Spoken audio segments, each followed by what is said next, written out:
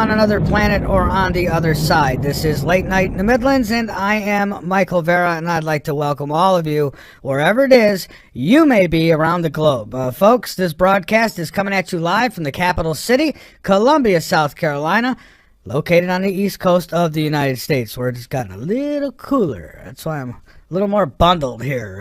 Yeah, it got cold. It's going to get down to 30 degrees here. They're saying tonight it's been rainy for, I don't know, multiple days. And finally the sun come out. Now it's going to be 30 degrees. So it is what it is, though. 30 degrees one day, 60 degrees the next here. So yeah, tonight we've got a really good guest. I know I say that every night, but we pretty much do. Once in a while we may strike out, but not often.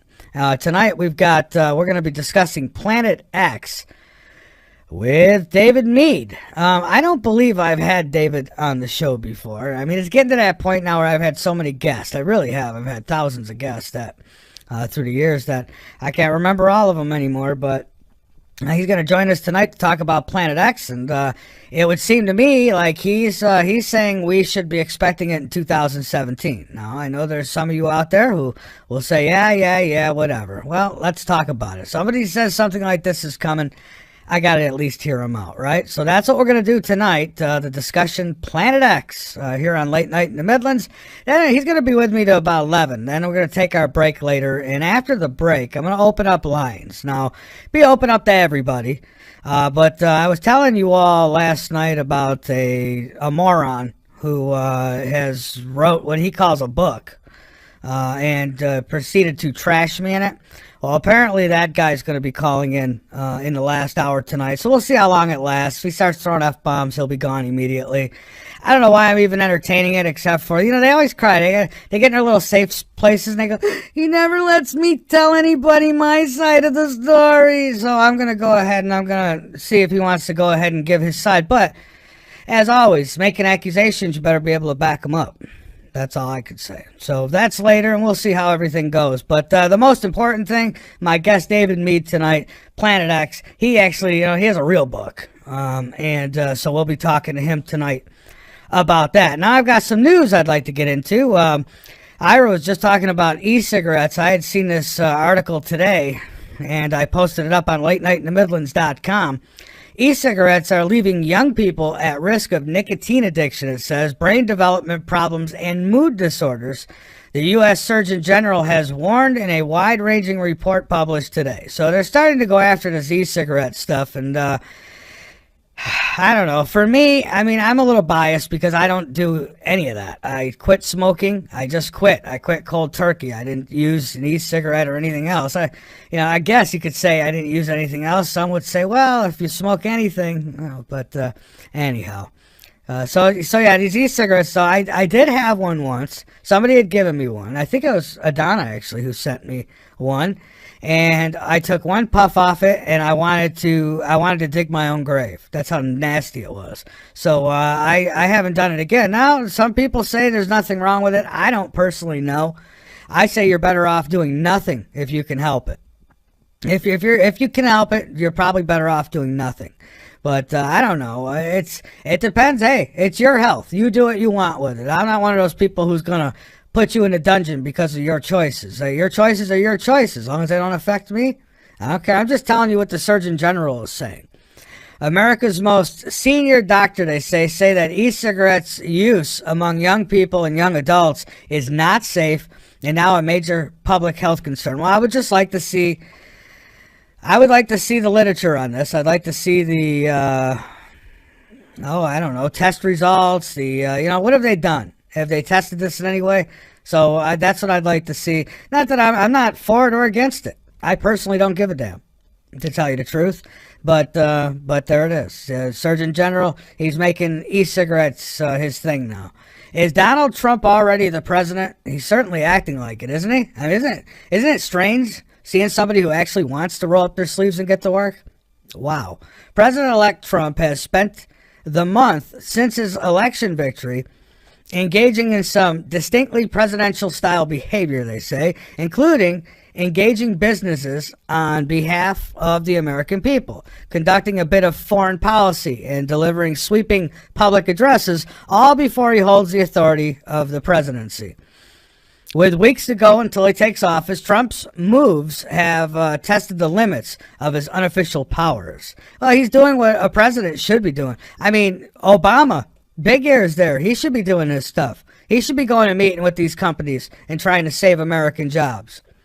I just heard where a company now is going to be investing $50 million into the United States and is going to create like another 50,000 jobs.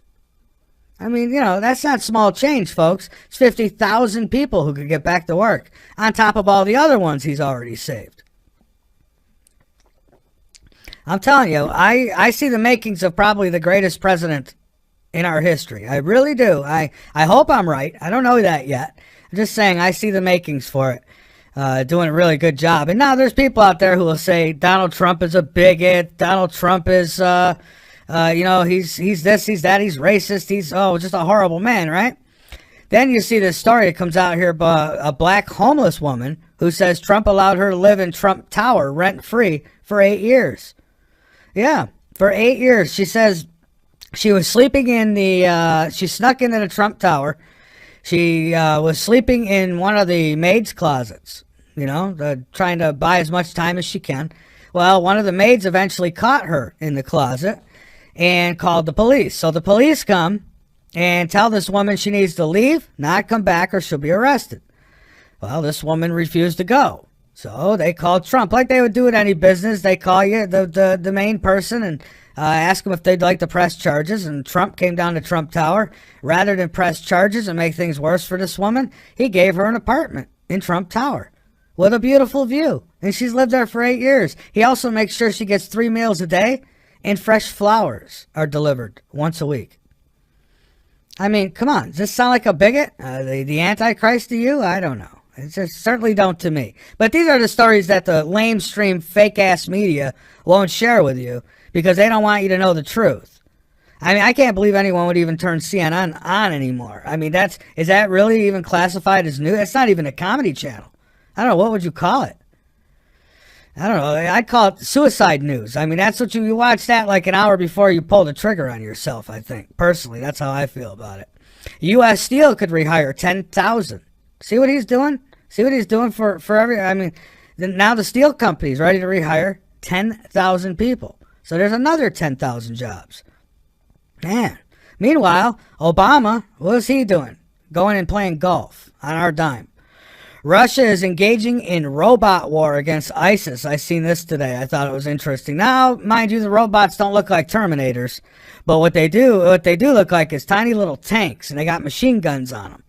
And so they're sending these things into the combat field, and well, I mean, what are you gonna do if you're ISIS? You gonna shoot at the robots? Not gonna do you any good.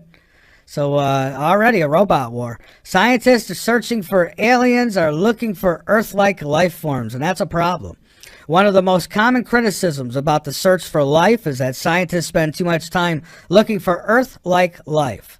Why is that the case? Doesn't this kind of narrow focus simply limit us from actually finding anything? Like I've had guests who have said the reason we've not found vegetative life on Mars is because we're looking for green. And we should be looking for red, he says.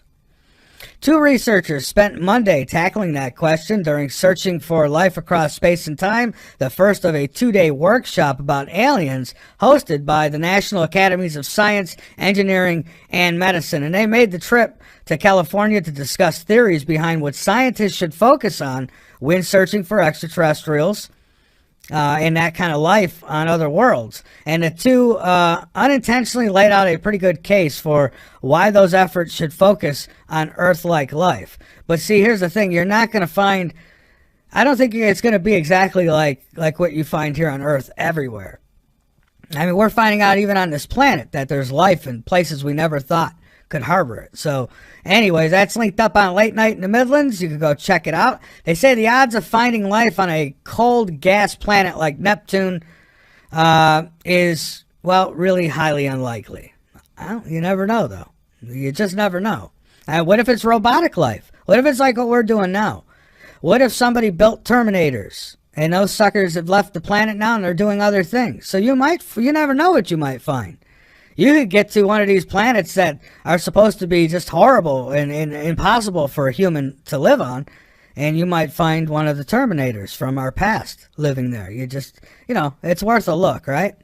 The earthquakes off the charts here.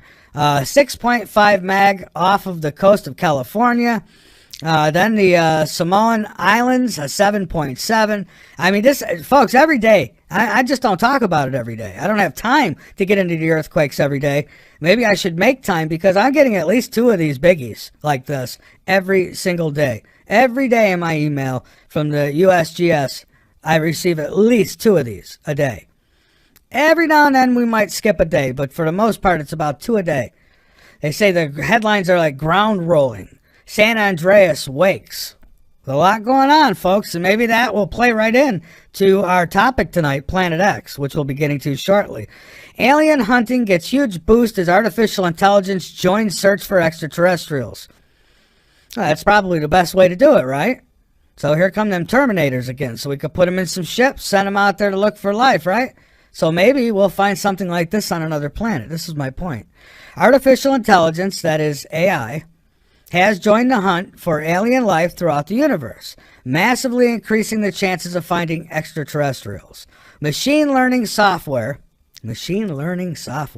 based on the algorithms used by Google and Netflix, has joined the hunt for extraterrestrials. The computer has the ability to analyze star systems and planets and could decipher whether the planets could potentially sustain life. These AI machines, they learn. They're actually able to learn just like you or I, probably much quicker though, which is a type of man-made intelligence that allows computers to learn through data that is continuously fed rather than humans having to update the software. So no one will have to update it. These things will just continue to update themselves. So that's some serious AI right there. The machine, created by researchers at the University of Toronto, Canada, is believed to be up to 1,000 times faster at predicting whether a planet is potentially habitable and can work around the clock, unlike humans, making it a massive boost in the search for aliens. They're really looking for these ETs, folks. So am I. John Glenn, American hero, aviation icon, former U.S. Senator. He dies at 95. Got a link up on the website for that, too, if you want to go check out all his accomplishments. John Glenn, another one of the greats, gone. Russia tests drone sub. China media calls for nuke buildup. The last thing we need, I think, is a nuke buildup. I like the idea of going to look for aliens a lot better. So, folks, what we've got tonight is a guest by the name of David Mead. He's going to be talking to us about, that little ball of joy behind me there, Planet X. I think he'll be bringing something new to the subject, and I'm ready to listen, see where we're at. I mean, folks, again, there's one thing that I can't deny. I can say, where is it? Why don't I see it? But that being said, there are a lot of earthquakes. There is a lot of volcanic activity. And there is a lot of crazy freaking weather. I'm Michael Vera. This is Late Night in the Midlands on the LNM Radio Network. We're going to take a break. When we come back, I'll have my guest, and we'll be discussing Planet X. Don't go away. All right, we're back, and we've got a good one tonight. Planet X we'll be talking about. The book is Planet X, the 2017 arrival, and we'll be talking about it with David Mead here in just a moment. All right, I want to give you a bio here. I'm going to tell you a little bit about him, but first I want to direct you to the website, www.latenightintthemidlands.com. Go on over, become a member, be informed, and by all means, inform others. And folks, I not kid you, before the show, I had a couple calls. One of those calls, not worth talking about, but the other, probably not worth it either, but I got a call from some guy who claimed he was from Target and says that I have to get my people to stop leaving cards. Soliciting's not allowed over there in Target. Now, I have news for this poor little geeky guy who called me. I don't go to Target. Target's the 3-bathroom store. I have nothing to do at Target, but apparently somebody's leaving cards there. Finally somebody gets back to me about my cards. I was wondering if anybody was dropping them and picking them up and what have you. And well, apparently so. So they now the good people at Target, they need their safe place too, so they could cry about somebody leaving my cards in their store. I don't know. I really did. I received just before, probably about 12 minutes before I went on the air tonight. The guy, and then he tries over-talking me. I mean, come on. Anyways, David Mead studied astronomy, among other subjects, at the University of Louisville. After graduation, he worked in forensic investigations for a number of years. The last 10 years, he has spent with Fortune 1000 companies writing special reports for management. He is a specialist in research and investigations. He has 10 books to his credit. He enjoys relating science and the Bible. He believes Planet X is a perfect marriage for the two. And his website's linked up on our homepage at latenightinthemidlands.com. And so you could go ahead and click on it right in the picture slider. If you go to our homepage, you'll see it. Also on our schedule page, you'll notice there's a tab on our website. And if you drop that tab down, there's the schedule for the network, and then there's a special schedule for Late Night in the Midlands. And so that's the one you'd want. And his link is right in there. All right, that being said, let's go ahead and bring my guest aboard tonight, and let's learn a little bit more about this big giant thing that they call Planet X. Should be good. Hello, good evening. Good evening. Is this David?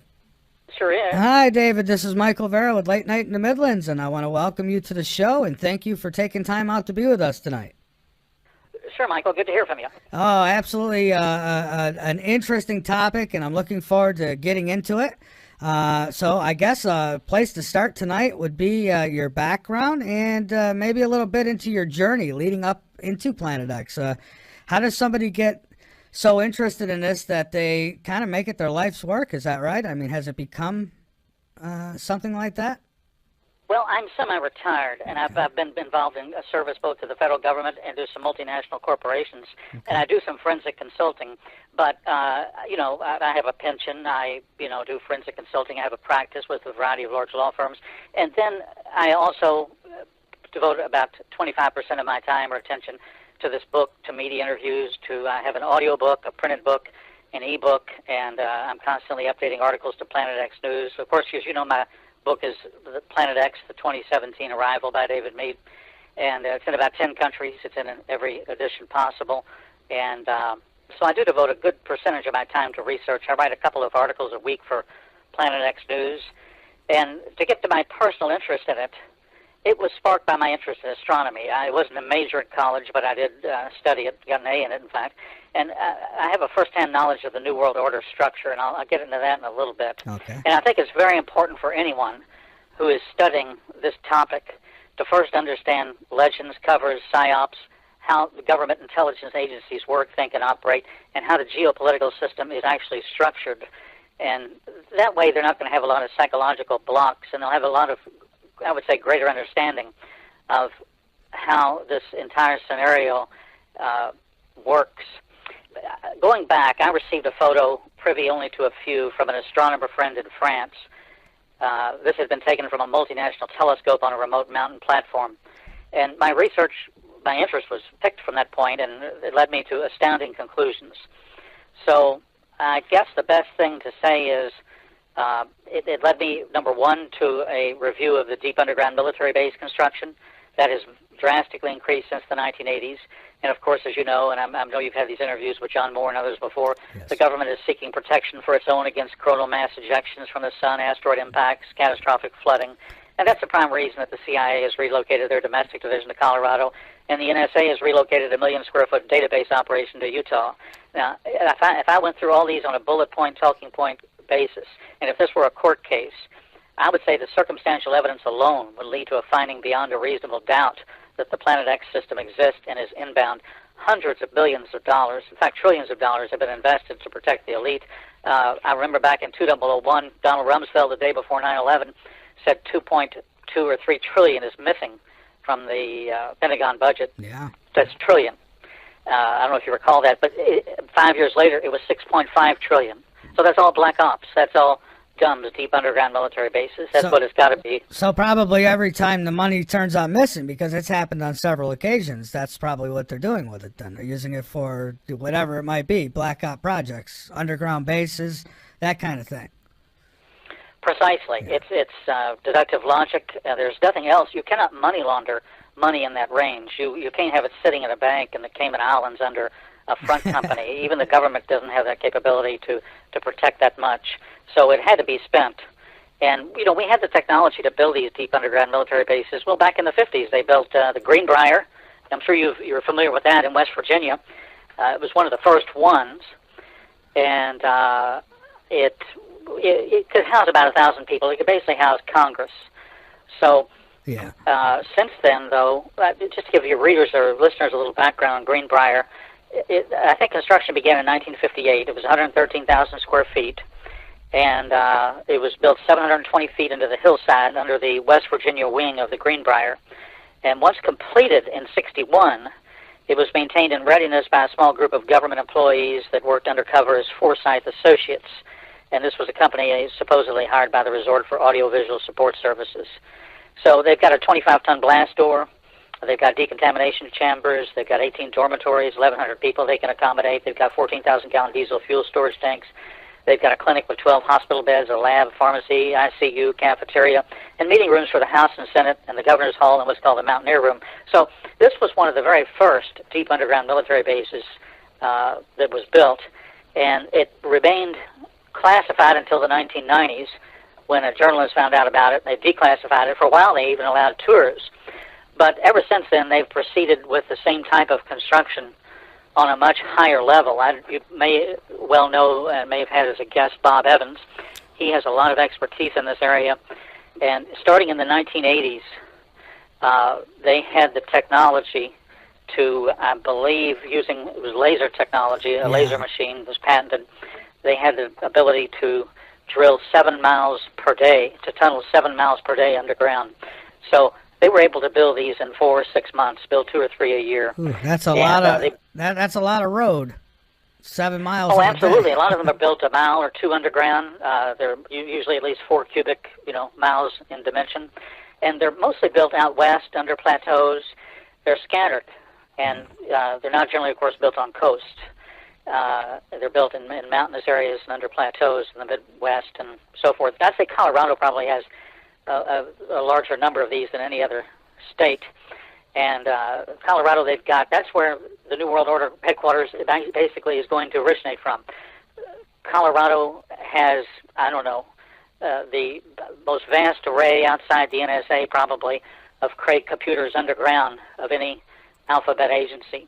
And so these are throughout the country. That's what John Moore was telling me last time I spoke with him, that there's been government facilities that have been being moved to Colorado. And I had at the time seen articles, but you had to look for them. They weren't out there in the mainstream. But there were articles, legitimate articles of certain branches that were getting moved there. Now, I would imagine the last time I spoke with John Moore, it's been a while, quite a while. So I'd have to imagine there'd be much more that has been done since then. So then the deal is that they're anticipating Colorado being the new Washington, man? Something like that? I would imagine, because Washington will probably be underwater if enough of these asteroids hit in the Atlantic Ocean, which is the debris field of Planet X, later in 2017, and we can get into that in a little bit. But it's got a 250,000-mile debris field on it, and it's mostly asteroids, meteorites, and the asteroids are all sizes. So it's going to be a random occurrence, but you're going to have at least several hits at an absolute minimum, probably in the oceans. And these will create tsunamis. They could create global tsunamis. Depends on the size of the asteroids.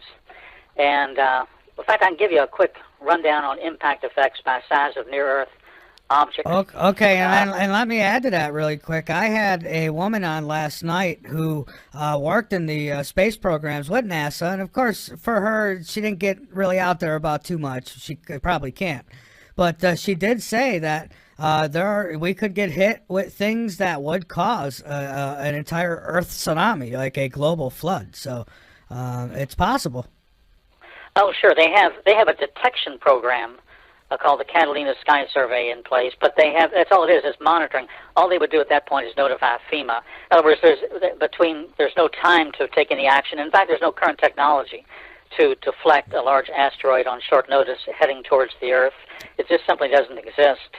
Despite Hollywood movies, it does not exist. Well, Obama just put out an executive order not too long ago for space weather. I don't know if you've seen that. I've heard of that. Indeed, I've heard of that. I believe he's probably considered the probability of an EMP explosion. Yeah. He's probably considered solar flares.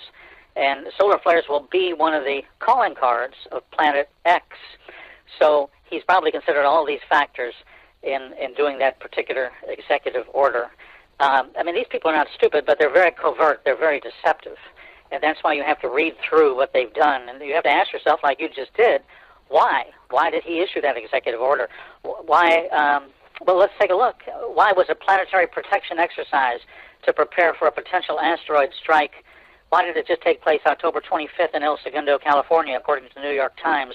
It was a joint simulation by NASA's Jet Propulsion Lab and the Department of Energy National Lab.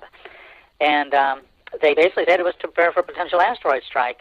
But again, in the same article in the New York Times, the scientists flatly admit they have no way of preventing such a disaster. There's 1 million asteroids that have the potential of hitting the Earth, and only 1% have been discovered. Now, one of my contacts in Jerusalem, Rabbi Matsuyahu Glazerson, who's a world-renowned expert in the Torah codes, recently found evidence of a cataclysmic strike by Nibiru, or Planet X system, in the Jewish year 5777. Now, that's the Gregorian calendar equivalent of October to 2016 to October of 2017. And he also found evidence in a Bible matrix that the end of days may begin as soon as Hanukkah of 2016, which is the final week of this month. So you've got both Bible scholars and you've got scientists that are extremely concerned.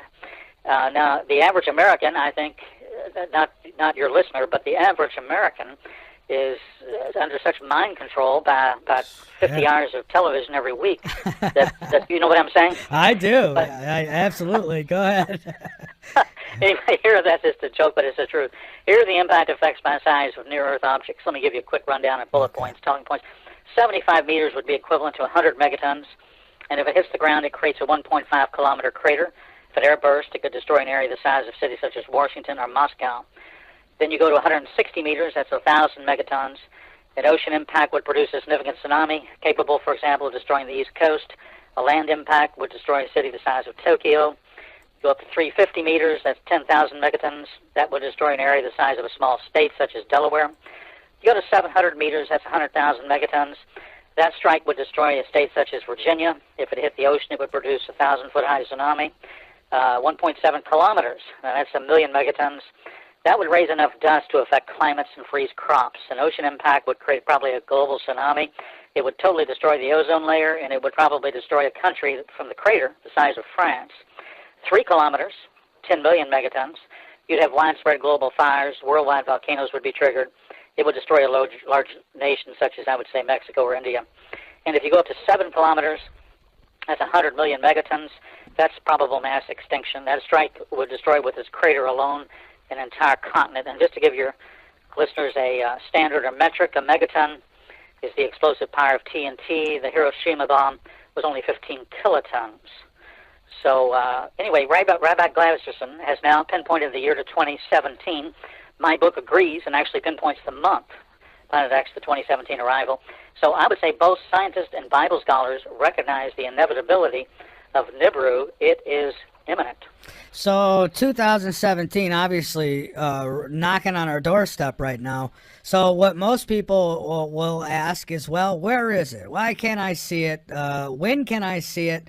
The obvious question. So what would you tell people as far as Planet X goes? I mean, when are we talking? I mean, I know it's difficult to put a date on it, but like 2017, is there a specific time that it will be here? We'll be able to see it in the sky, or no?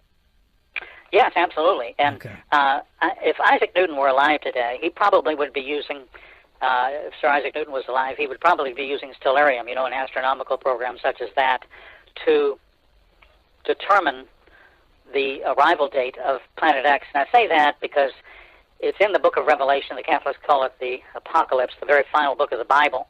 And this book of the Bible has very high authority. It's not Nostradamus. It's not a psychic. It was dictated to the Apostle John on the Isle of Patmos about 2,000 years ago by none other than Jesus Christ himself, who is the Son of God. So you have this last chapter of the Bible coming from the highest authority. And so if you go to that, probably Isaac Newton would say, let's take a look at that, and let's see where John was when he wrote that. And in my book, and it's complicated, but I'll just go over it in brief talking points here, but you have to read it 2 or 3 times to fully comprehend it. But when John wrote that, he was on the earth between December of 2016 and October of 2017. He was on the earth viewing these events from our perspective at this exact time. Let me tell you this. According to an astronomy computer program, stellarium.org, on September 23rd, 2017, the moon will be in a position under the feet of Virgo, the Virgo constellation. The sun will be over the constellation, overlaying it in sunlight, clothed with the sun. That's Revelation 12:1-3. Jupiter will be between Virgo's legs with child, and Mercury, Mars, and Venus will be in alignment next to her head. That adds 3 stars to the constellation Leo, forms a crown of 12 above Virgo's head. So all 4 of these events and celestial bodies will be in place on that date. And that's very close to the date. It's not the exact date of the arrival of the Planet X Nibiru system, but it gives us a time marker to start from. So I'm talking Revelation chapter 12, verses 1-3. And most people are familiar with that. I mean, I can read it very quickly. And there appeared a great wonder in heaven, a woman clothed with the sun and the moon under her feet, and on her head a crown of 12 stars. She, being with child, cried, travailing in birth, pain to be delivered. And there appeared another wonder in heaven, and behold, a great red dragon, and that's Planet X, having 7 heads, 7 crowns upon his heads. You know, I listen to Alex Jones and Steve Quayle occasionally, and I heard them talking the other day. It wasn't about Planet X, but it was, I think, about Trump or politics. But, you know, Steve Quayle said, if you ignore the spiritual dimension of a major situation, whether it's politics, economics, the universe, whatever, if you ignore the spiritual dimension of it, you will miss it all. So you have to consider, you have to have a marker, you have to have a moral compass. Now, let's go back to this. In Revelation chapter 12, the dragon is interesting because it has several details. It is described as red. That's not mentioned anywhere in Scripture. And the head of Draco actually does have 7 stars or 7 heads, even though it's most commonly displayed as only 4 stars on most charts.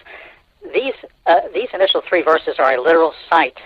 It is the incredible celestial lineup event that matches the description happening within and towards the end of the generation timetable. Twice in Revelation 12:1 and 3, it uses the word wonder to describe what John saw. This word in the Greek has an idea of an indication. So while there's great symbolic significance in this chapter, it appears they are based on literal, visual events that the prophet, John, the author of the Apocalypse, saw in the heavens, the stars, as indications of what was going to happen in the larger scheme of things. Now, my book reaches the conclusion, starting with this, but going through, many, many pages of analysis, that the red dragon, Planet X, will collide with the Earth's orbital path on a very specific date, and that is Thursday, October 5th, 2017. Now, the red dragon, let's go over that again, is a planet-sized celestial body with a mass 4 to 6 times that of the Earth, and probably therefore has a diameter of 4 to 5 times that of the Earth.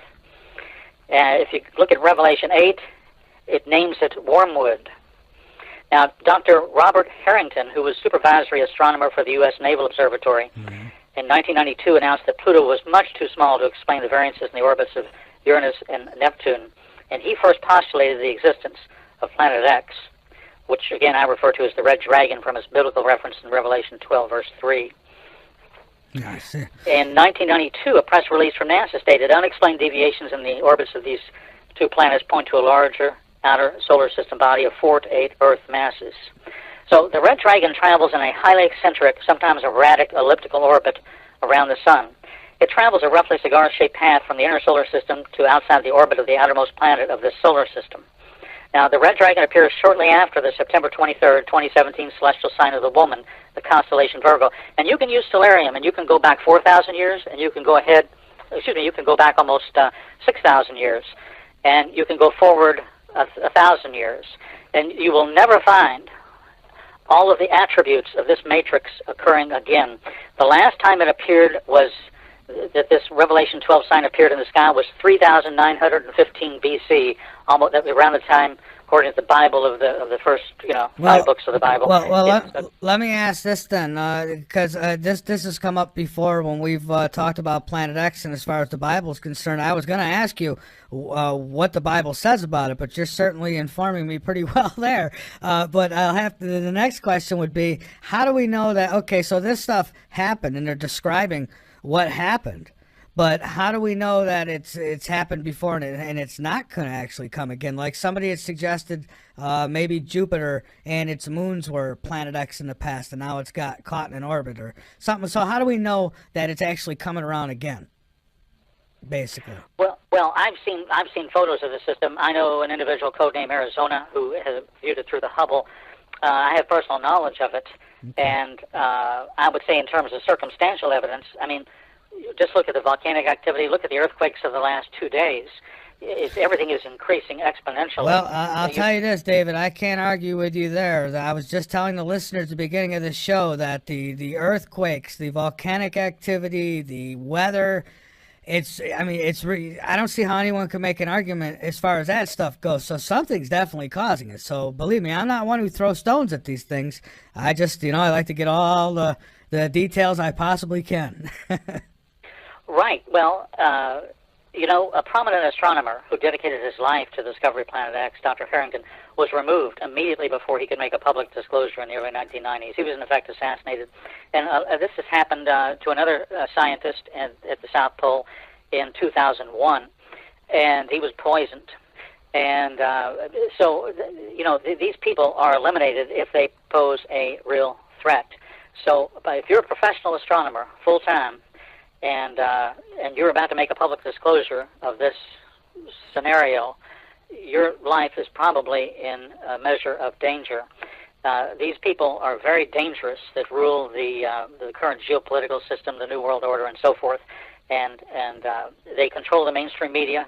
They control 80% of it. They don't control Fox News. They don't control the Internet, YouTube. They don't control Amazon Books.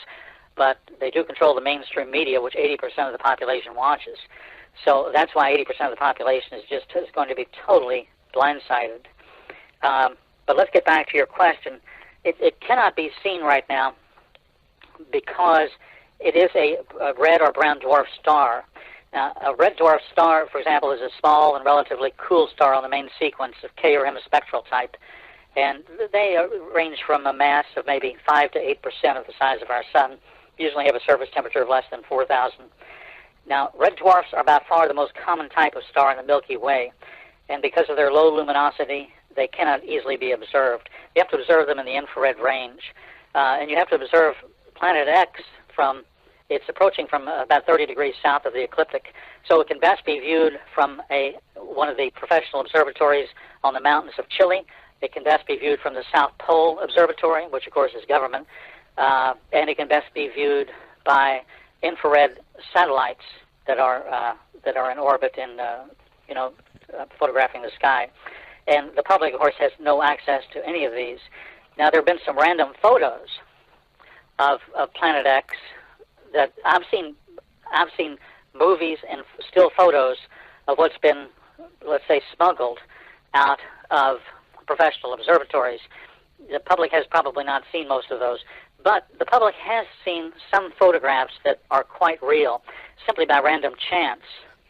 And if you want me to, I'll discuss one or two of these. Yeah. And they're also on YouTube. Absolutely. And somebody says, someone in one of our chat rooms here says, so why should I believe in this? Well, you guys haven't told me why I should believe in this, and here's my answer to you for that.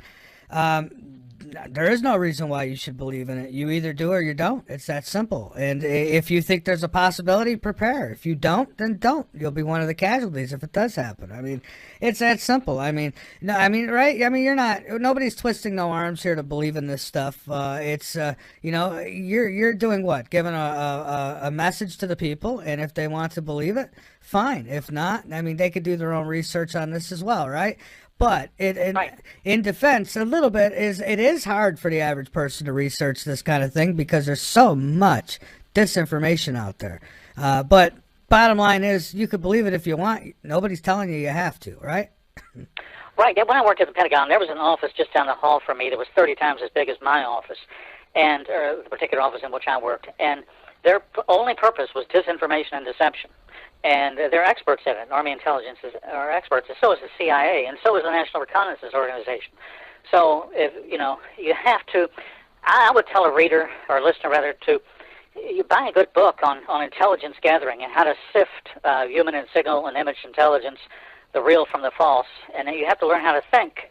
Study the JFK assassination if you want to learn how to think. Watch Oliver Stone's movie on it, which was very accurate. I had a cousin living with him when he filmed that movie. Very, very accurate. Colonel X was Colonel Fletcher Prouty of the Pentagon. And I would say, with one exception, that movie is probably 100% truth.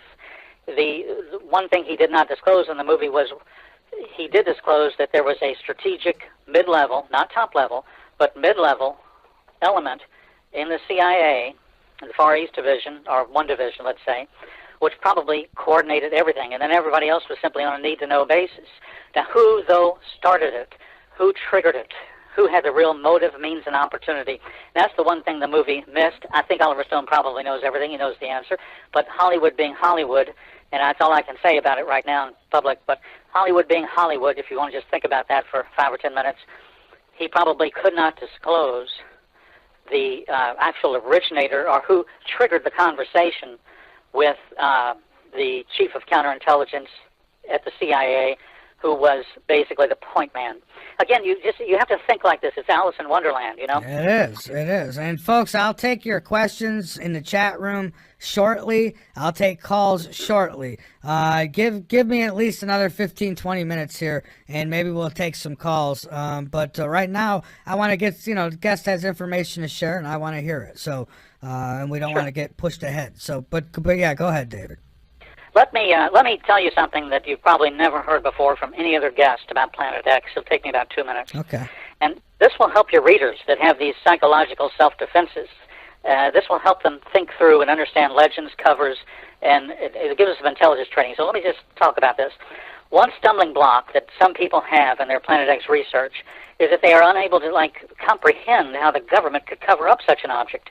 And you really have to understand something that very few people have heard of.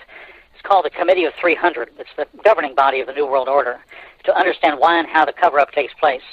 Now, the Committee of 300 works through the Royal Institute of International Affairs in London, the Aspen Institute, and the Club of Rome. They all possess various executive arms. I was told this by an MI6 intelligence officer.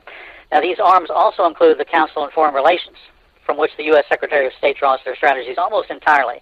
Therefore, following more or less, you've got to admit, everybody's got to admit, the last 50 years, it's been a socialist party line. And if you control the Secretary of State, you control all foreign policy.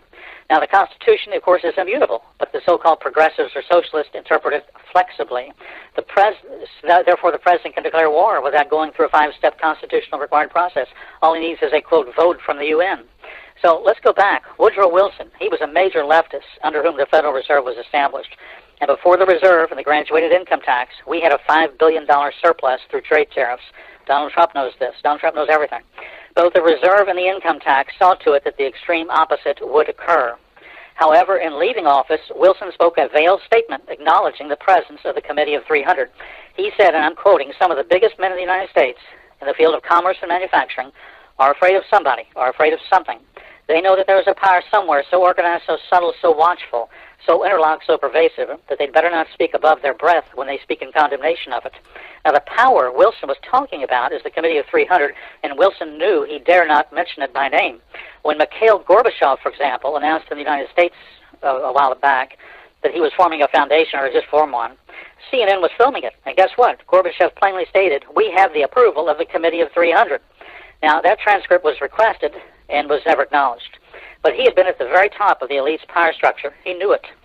Now, you wonder who's on this situation? The Committee of 300 includes many royal families of European heritage, as well as the Rothschilds and their U.S. proxies, the Rockefellers, worth in total, with interlocking directorates, probably over $11 trillion. Includes some very dangerous people. And I'll just give you an example, one isolated example, and Donald Trump used this in his election. He used part of it. He used 80% of it. I'm going to give you 100% of it. Donald Trump said, see, Donald Trump knows all of this. He doesn't name names like I'm about to, but here's how it works, because he's very smart. You can't. You're dealing with mostly a blue-collar, you're not dealing with, anyway.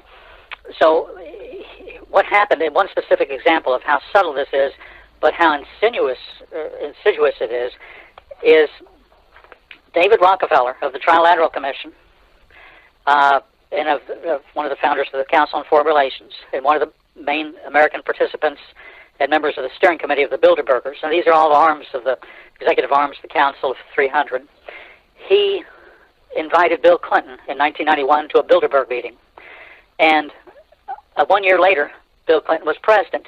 David Rockefeller told him at the Bilderberg meeting, "We need the North American Free Trade Agreement." 1 year later, he was president, and 2 years after that, in 1994, he was signing NAFTA, which caused the loss of tens of millions of manufacturing and other jobs in the United States. And you say, why are they doing this? Well, they have two objectives. One is they want to destroy the Constitution, to destroy the United States, bring it in the New World Order fold. You have to destroy the Constitution. That takes a while. Number two, you have to destroy the middle class. So these people are highly dangerous. They're sociopaths. Now, the Committee of 300 is interested in the New World Order. It's interested in accomplishing this objective. They have a new spirituality. They call it New Age. They desire a single ruler of the world, global currency. I believe their thinking is quite flawed here, because they're also going to have to be subject to this man if he becomes all-powerful. Now, the only major country to actively resist the New World Order concept is Russia, which the group is actively and strategically plotting against. However, Russia is a world superpower, and Vladimir Putin is a very smart man. The Committee of 300 is quite aware that their coalition will not include the USSR. The Committee of 300 is well aware of the existence of the Planet X system. It throws a wrench in their plan. It's not under their control. When it strikes, a global economic reset will occur. Therefore, their representatives have placed an umbrella of secrecy on it. They have disinformation specialists, some of them at the alphabet agencies. They're very cunning, as I mentioned, but they're not smart. They're just deceptive. One of the few presidents who actively went against their agenda was John F. Kennedy. I think he was a great man. My stepfather was a critical player in this drama. He was part of the autopsy team at Bethesda Naval Hospital. He told me within 48 hours of the autopsy, the entire medical team had been threatened and muzzled. He never spoke of it again. He was paid off with a pension, so were others. One man took an 8mm color of the autopsy, and he was going to release it and use it to get media exposure, and he was found dead of a suicide right before he retired. Now, much of the population of the U.S. doesn't understand the flow of information about the Planet X system has nevertheless proceeded through the world on alternative media, the internet, books, on Amazon, YouTube. So if you spend some time understanding history, and especially the controlling interest and the controlling parties, the Committee of 300, your listeners will have absolutely no problem realizing why Planet X is a threat to their establishment, and therefore that's why through the mainstream media, they simply don't report it. They ignore it. Just be sure of one thing. Don't let their control get in your way of information and knowledge and preparation. Amen, my friend. And now listen, okay, so they know Planet X is coming, and they've got all these facilities ready to go for themselves and whoever below ground, right? What happens with all the nuclear power plants? I mean, do they plan on eventually coming back up? Because outside of them being in spacesuits, I don't know how they would, because once Planet X does its thing, I mean, we're going to have no power, and eventually you're going to have those nuclear power plants, and I think that might be worse than Planet X itself. Great point. Let me give you a briefing on that real quick. Okay, what if an X-60 solar flare leaps from the sun when Planet X approaches? The coronal mass ejection heads straight towards the Earth. What will happen? How much warning? Well, this type of event may be our first overt sign of the nearness of the approach of X. The CME is a slow-moving cloud of charged particles. It's accompanied, though, by an X-ray burst. Now, both will have devastating effects. The X-ray burst travels at the speed of light, and it would reach our surface in 8 minutes. You'd have disruption of satellites, probably cell phone reception. That would be, most people are going to be blindsided, but you'd have about a 3 to 4 day heads up there when that happens. Now, the X-rays would affect all Earth-orbiting satellites in line of sight, that hemisphere. GPS communications would go down, so would communication satellites. That would be your first warning, obvious signal. This would be a 1-2 punch. The second would be the CME arriving 3 to 4 days later that would cause transformers, which of course operate with copper wiring, to heat up, overload, and as design capacity is overloaded, of course, they burn up. So your question is, what happens to the 440 nuclear power reactors? Well, that's a $64,000 question. Most reactors, require electricity to operate the cooling system, so they have huge levels of radioactive fuel on site. Cooling on a continuous basis is the only way to prevent a meltdown. So here's an apocalyptic scenario right there. If the reactor cores are not continuously cooled, a catastrophic reactor core meltdown and fires and storage ponds for spent fuel rods is the imminent result. So, with a widespread grid collapse, in just hours after the backup generators fail or run short of fuel, the reactor cores melt down. With a couple days without electricity, the water bath over the spent fuel rods boils away. The stored fuel rods simply melt down and burn. Now, transformers are made to order and custom designed for each installation. They weigh up to 300 tons, cost more than $1 million. And there's currently a 3-year waiting list for a single transformer due to recent demand from China and India. Lead times have actually been larger. So you can grasp the implications of widespread transformer losses right there. All right. Yeah, well, people keep saying prepare, get ready, food, water, and I kind of rain on their parade a little bit, and I always say, okay, and what are you doing to prepare for the radiation? Because there's going to be a lot of it if something's not done about these. And I've had some tell me they're going to shut them down before it reaches that point. But at that point, that would be my red flag. I'd say, okay, they're shutting those suckers down. There's a reason for that. Oh, absolutely. You've heard of, I'm sure, Major Ed Dames. I'll brief your readers or listeners very briefly on that. He was part of a CIA and Pentagon jointly sponsored project involving remote viewing. He stated this project saw the end of days as being tied to a series of major solar flares over a 1-year period. Earth was totally unprepared. In the most recent interview I saw with him, he was asked whether Planet X or Nibiru may have been the cause of the solar activity and flares that devastate the Earth. It was right after a 7-minute point. He said, it's possible, if not probable. One of his callers on the program raised a very interesting observation. The viewer, during the, I think it was 11-minute, 50-second segment, raised a fascinating point. He stated he's with the military. He ran across a document a few months ago, partly classified, partly unclassified, of a, quote, a very large object moving through space towards Earth. But the weird thing about it is that it's changing speed, it's changing vectors, every aspect on a daily basis. They can't get a handle on it, unquote. Is Planet X under intelligent control? When the military knows about it. Serious researchers know about it. So that for your readers or listeners that haven't heard before, that's a briefing on Major Ed Dames, which ties in with the solar flares, which ties in with the whole topic. Now, what did he mean by is Planet X under intelligent control? Like, is somebody, driving this thing? Is that what you mean? Or flying this thing? Or what? It is very bizarre. I don't know what he means by that question. That was the man of the military who was talking to Ed Dames on the YouTube interview, and he said he raised the question himself, not Major Dames, but the military caller said, "Do you think it's under intelligent control?" Ed Dames did not respond to that. I don't know what to respond to that. I don't have a clue. It's the whole situation is quite bizarre, but the military knows about it. Yeah, I wouldn't think that anybody would. Technology couldn't be that good, I don't think, where we could control a solar system. But then who knows? Now, do you see Planet X as the biblical fifth seal or sixth seal? I've had people say to me that it was the sixth seal, and it was they never told us the truth. I don't know. What do you think? Has the church been warned about this?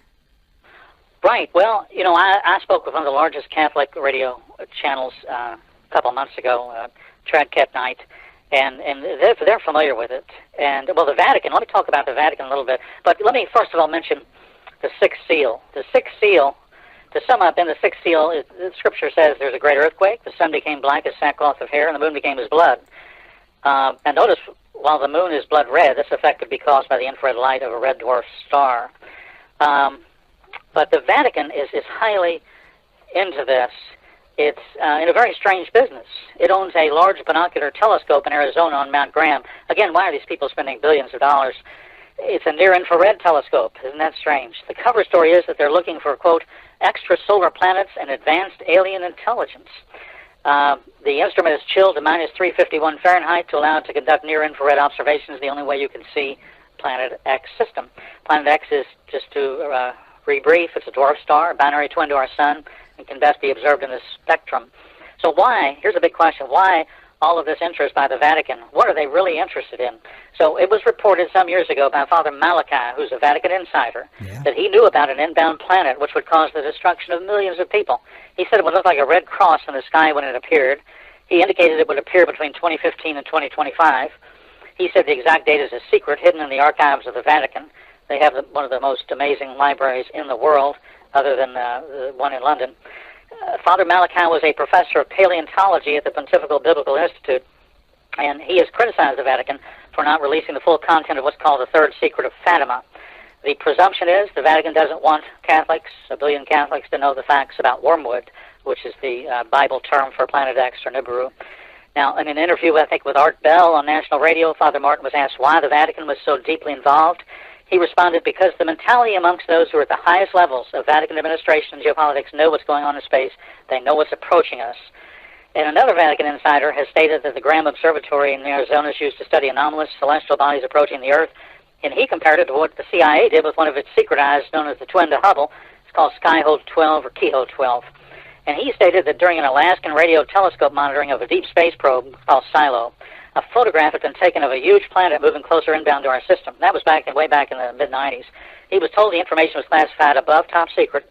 He said the probe was created in Area 51 with an EMP motor, and it was put in orbit by a space plane, and its purpose was to approach Nibiru, Planet X, and transmit, information back to the radio telescope.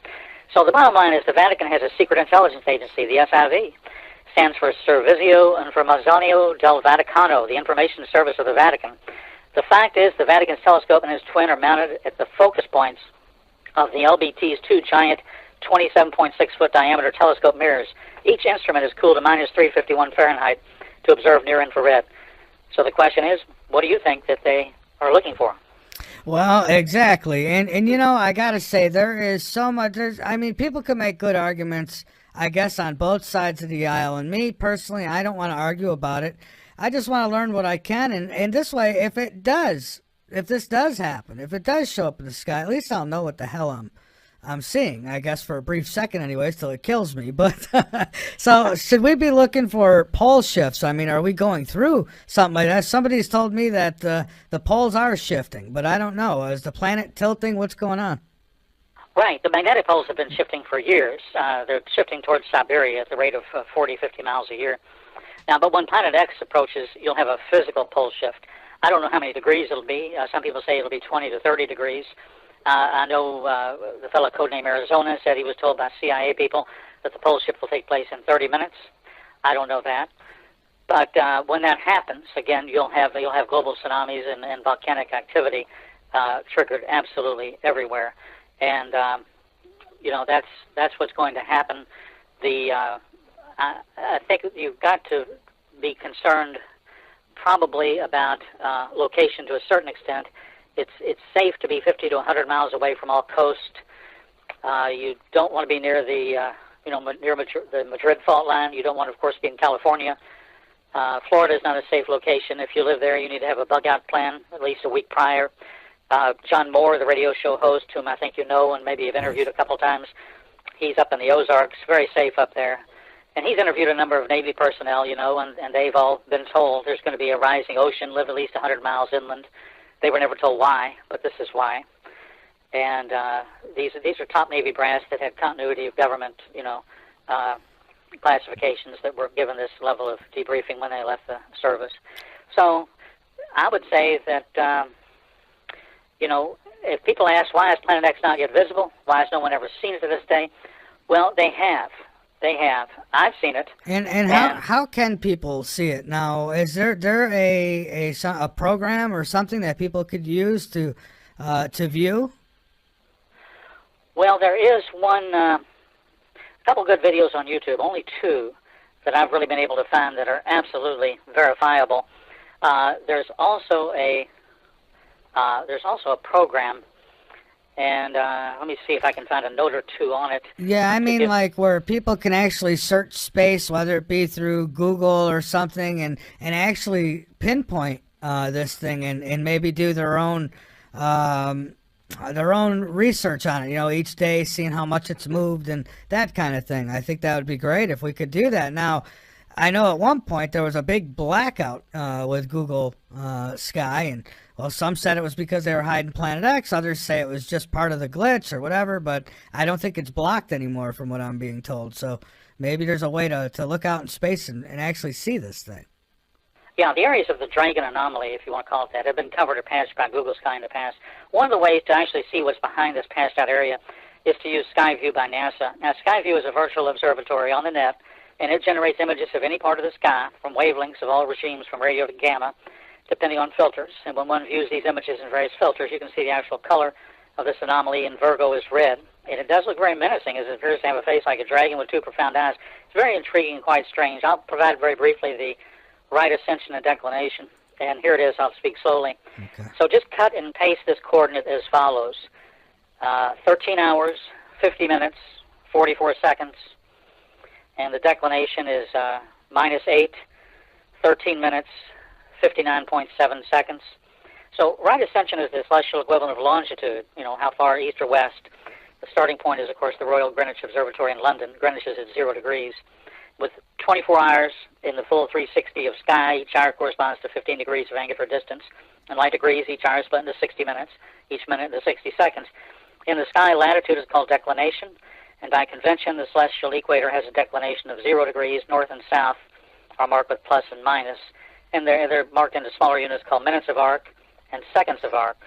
So anyway, then on SkyView, just choose the IRAS, IRAS 100 micron telescope setting, and there you are. You've never seen an object quite like this one. All right, and that was 13 hours, 15 minutes, 45 seconds, right? And then it was... let me repeat. Yeah, I might have said that a little too fast. Close. 13 hours, 50 minutes, 50 minutes. Okay. 44 seconds.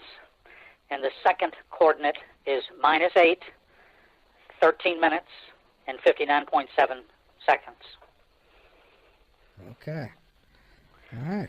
Great. I hope everyone wrote that down. We'll check it out. And, yeah, so how close, and we've got to take a break here in a minute, and then I will get to listener questions, I promise. But how close is it? I mean, whereabouts is it in relation to our outer planets like Jupiter and that kind of thing? I mean, where would it be? Well, it's closer than Jupiter. It's much closer. I'll give you an example. A fellow named Glenn Vaughn, back in April of 2015, was flying down the Pacific side of Central America, sunset. And Professor Vaughn he produced a 20 megapixel raw file with a Sony digital camera of this image. He sent it in for analysis. And he had a very expensive camera. And using an analysis in Starry Night, the professional version, a field of view analysis was done. Mercury is above or superior conjunction with the sun. The object in the field of view, therefore, is not Mercury. Mercury doesn't have wings, as does this object. Mercury doesn't have the brightness or contrast of the unknown object. And a gamma test on a PATE program was used, and that shows if the object's hot or cold. This was a hot object. And if you reduce the brightness and increase the contrast, the hot objects fade in, proving they're genuine. And then a luminance test was used to determine the intensity of the object, and it was behind the sun, not a reflection. There are wings on the object, which is clearly behind the sun. And this is deeply disturbing. The reason is that gas tails of comets follow solar winds. They're not visible until the comet's orbit is inside of Jupiter, at which point the luminosity of the sun makes the tails of the comet or planet visible. So this object, which is clearly Planet X by deductive logic and process of elimination, was therefore at that point between Mars and Jupiter. It's not in the outer reaches of the solar system. It can clearly be seen from the southern hemisphere. So as of April 2015, it was close enough to the sun that the sun's light reflected in the tail, making it appearing like wings. And that's one. And then Melissa Huffman, this has been seen by over 1 million people on YouTube. It's a real object. She filmed it at Sanibel Causeway, and she pans the sky. Just look up Melissa Huffman, unknown object, on YouTube, or Planet X, if you want to call it that, Nibiru. Using stellarium and knowing the known moon phases, you can go to the derived date, take away the atmosphere and the ocean. You can determine the relationship of the stars and the horizon. So to determine the date, if you follow the moon on the charts, it's well below the horizon, all dates after September 26th. Therefore, I believe the video was taken early in September. Now, September 2015 moon phases give us a comparable to the moon. If you look at the moon phases diagram to the actual picture of the moon, it has to have been photographed, in my opinion, on September 23rd based on the phasing of the moon. Now, on that date, Mercury in stellarium is very dim, somewhat above the horizon, and in a different location than the unknown object. All other planets are below the horizon. The video, therefore, plainly shows an unidentified planet of some magnitude quite clearly. This is a rare photo from this hemisphere of Planet X approaching us. So a couple of those are out there. All right, David. We're going to take a break here for a moment, so hang on with me, and we'll be a few minutes. When we come back, I'll get the questions in the chat room. There's been several of them, and we'll take calls. All right, so we'll do that when we return. This is Late Night in the Midlands. I'm Michael Vera. My guest is David Meade. His book and his website all linked up over on latenightinthemidlands.com. So, folks, stick around. We'll be right back. All right, we are back. This is Late Night in the Midlands, and I am Michael Vera. And my guest, he is David Meade. His book, Planet X, the 2017 Arrival, is available, and you can get the link over on latenightinthemidlands.com. It's right there in the picture slider. Just click on the photo, and bam, it'll take you right over. And folks, we'll take your calls now, and we'll also take your questions in the chat room. I'm going to go to chat questions here next, and periodically we'll take calls. Folks, if you call in, couple things I want to get through to you. Number one, keep this show volume down in the background. Mute it, so we don't hear it when you come on. Number two, make sure if you call in using Skype that you've got your settings, or even your cell phones, you got your settings so you could be added to a group call, because if you don't, you're not going to be able to come in. And outside of that, think before you dial, be polite and respectful. Welcome to disagree. Just be respectful when you do it. So that being said, I'm going to go ahead and get the questions in the chat. And for my troll who's supposed to call in later, you call in later. We don't want you right now. All right, so let's see here. Let's get the first question. How sure are you that Planet X is inbound, and have you ever researched Patty Bazard and her insider evidence on Nibiru, of what she claims Nibiru is a battle planet and isn't a threat to Earth at all? Do you know anything about that? And I hear... All right, I don't know what's happened there. That's, all right, I guess I'm going to have to get my guest back on here again. Hold on, folks. We've had, I don't know, every now and then we get somebody who calls in, and then when I add them, they screw it all up somehow. I don't know how. Something screws up. I shouldn't say they do. All right, so let's go. And whoever did call in, I heard the show in the background. So you're not following the rules. That tells me you're not listening to the show. All right, so let's go ahead and bring our guest back. That's number one.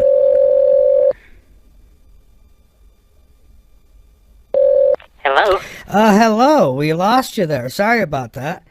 Yeah, I don't know how that happened, but I just thought I'd wait for your call back. Well, I appreciate that. No, we went and I took a call. Somebody was calling in, and I don't know what happened. It messed the phone lines up somehow. But I wanted to give you a question from the chat room. Let's see here. Neo asks, how sure are you that Planet X is inbound, first of all? 100%. Absolutely no doubt. Okay. 100%. All right, then the next part of his question is, and have you ever researched Patty Bazard and her insider evidence on Nibiru, of what she claims Nibiru is a battle planet and isn't an actual threat to Earth? Have you heard about any of that? No, to be honest, I haven't heard of it. Okay, so do you think Earth is a battle planet anyways? Or no? Well, I think we're in an invisible spiritual battle. You got a kingdom of light and a kingdom of darkness, and I absolutely do believe that. And I believe it's quite obvious that we're also in battle with the internationalists, the globalists. And Trump, very interesting question, because what's happened with this election is that Trump has challenged them. He's not part of them, and he has defeated them to a measure. But between now and January 20th is a highly dangerous time, because there can be a false flag event, there can be a real event, there can be martial law declared if one of those occurs. Yeah. So we'll just pray and hope that we make it to January 20th and he's able to assume office, because we're probably in the most dangerous period of America's history right now, I would say. Well, if something happens where he's unable to take office and the old world order maintains power, well, then I would say people better have a plan in order, because that's enough. All the evidence I would need that something really bad's coming down the pike. Right. I would say your best bet would be out of the United States at that point. Move to Fiji, move to Portugal, get out of the United States. Yeah, move somewhere that doesn't have oil and a lot of minerals in the ground, and maybe the U.S. will leave you alone. That's a very good point. Yeah. So now JH asked about Jupiter. I mentioned it earlier. Some are saying now, she says, that Planet X is Jupiter. Wrong, obviously. Well, right. Well, Jupiter's a gas giant. It's very similar to our sun. It's more of a star than it is a planet. Now, the Planet X system is a red or brown dwarf star, and no, not working. Trying to take a call, folks, and it's just not working. I don't know what's going on with this guy's. Let me remove that. You still with us, David? Oh, darn. Yeah, all right. So that's not going to happen. It's, no. Just got knocked off again. Here, let's try this again.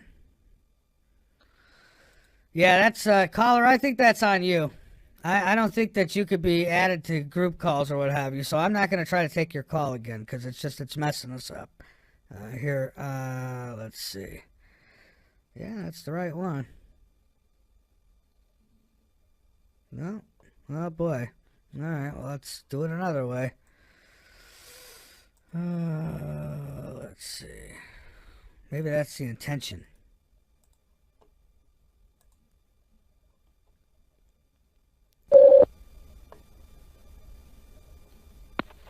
good evening. Oh, I'll tell you what. I'm going to not try to take any more calls because it's just not working out well. But go ahead. I do apologize for that. It won't happen again.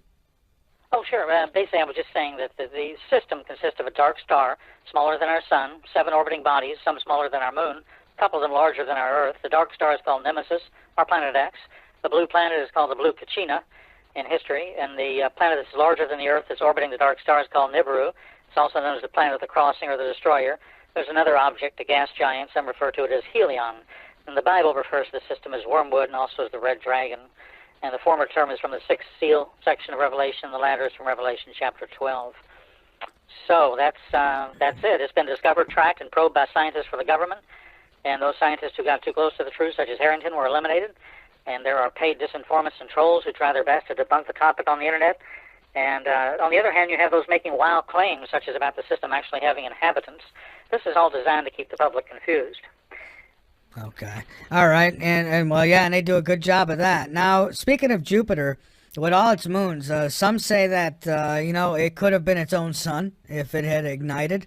All Planet X aside, do you think Jupiter was just that? I mean, you think it was supposed to be a sun and have it's like its own little solar system, though, isn't it?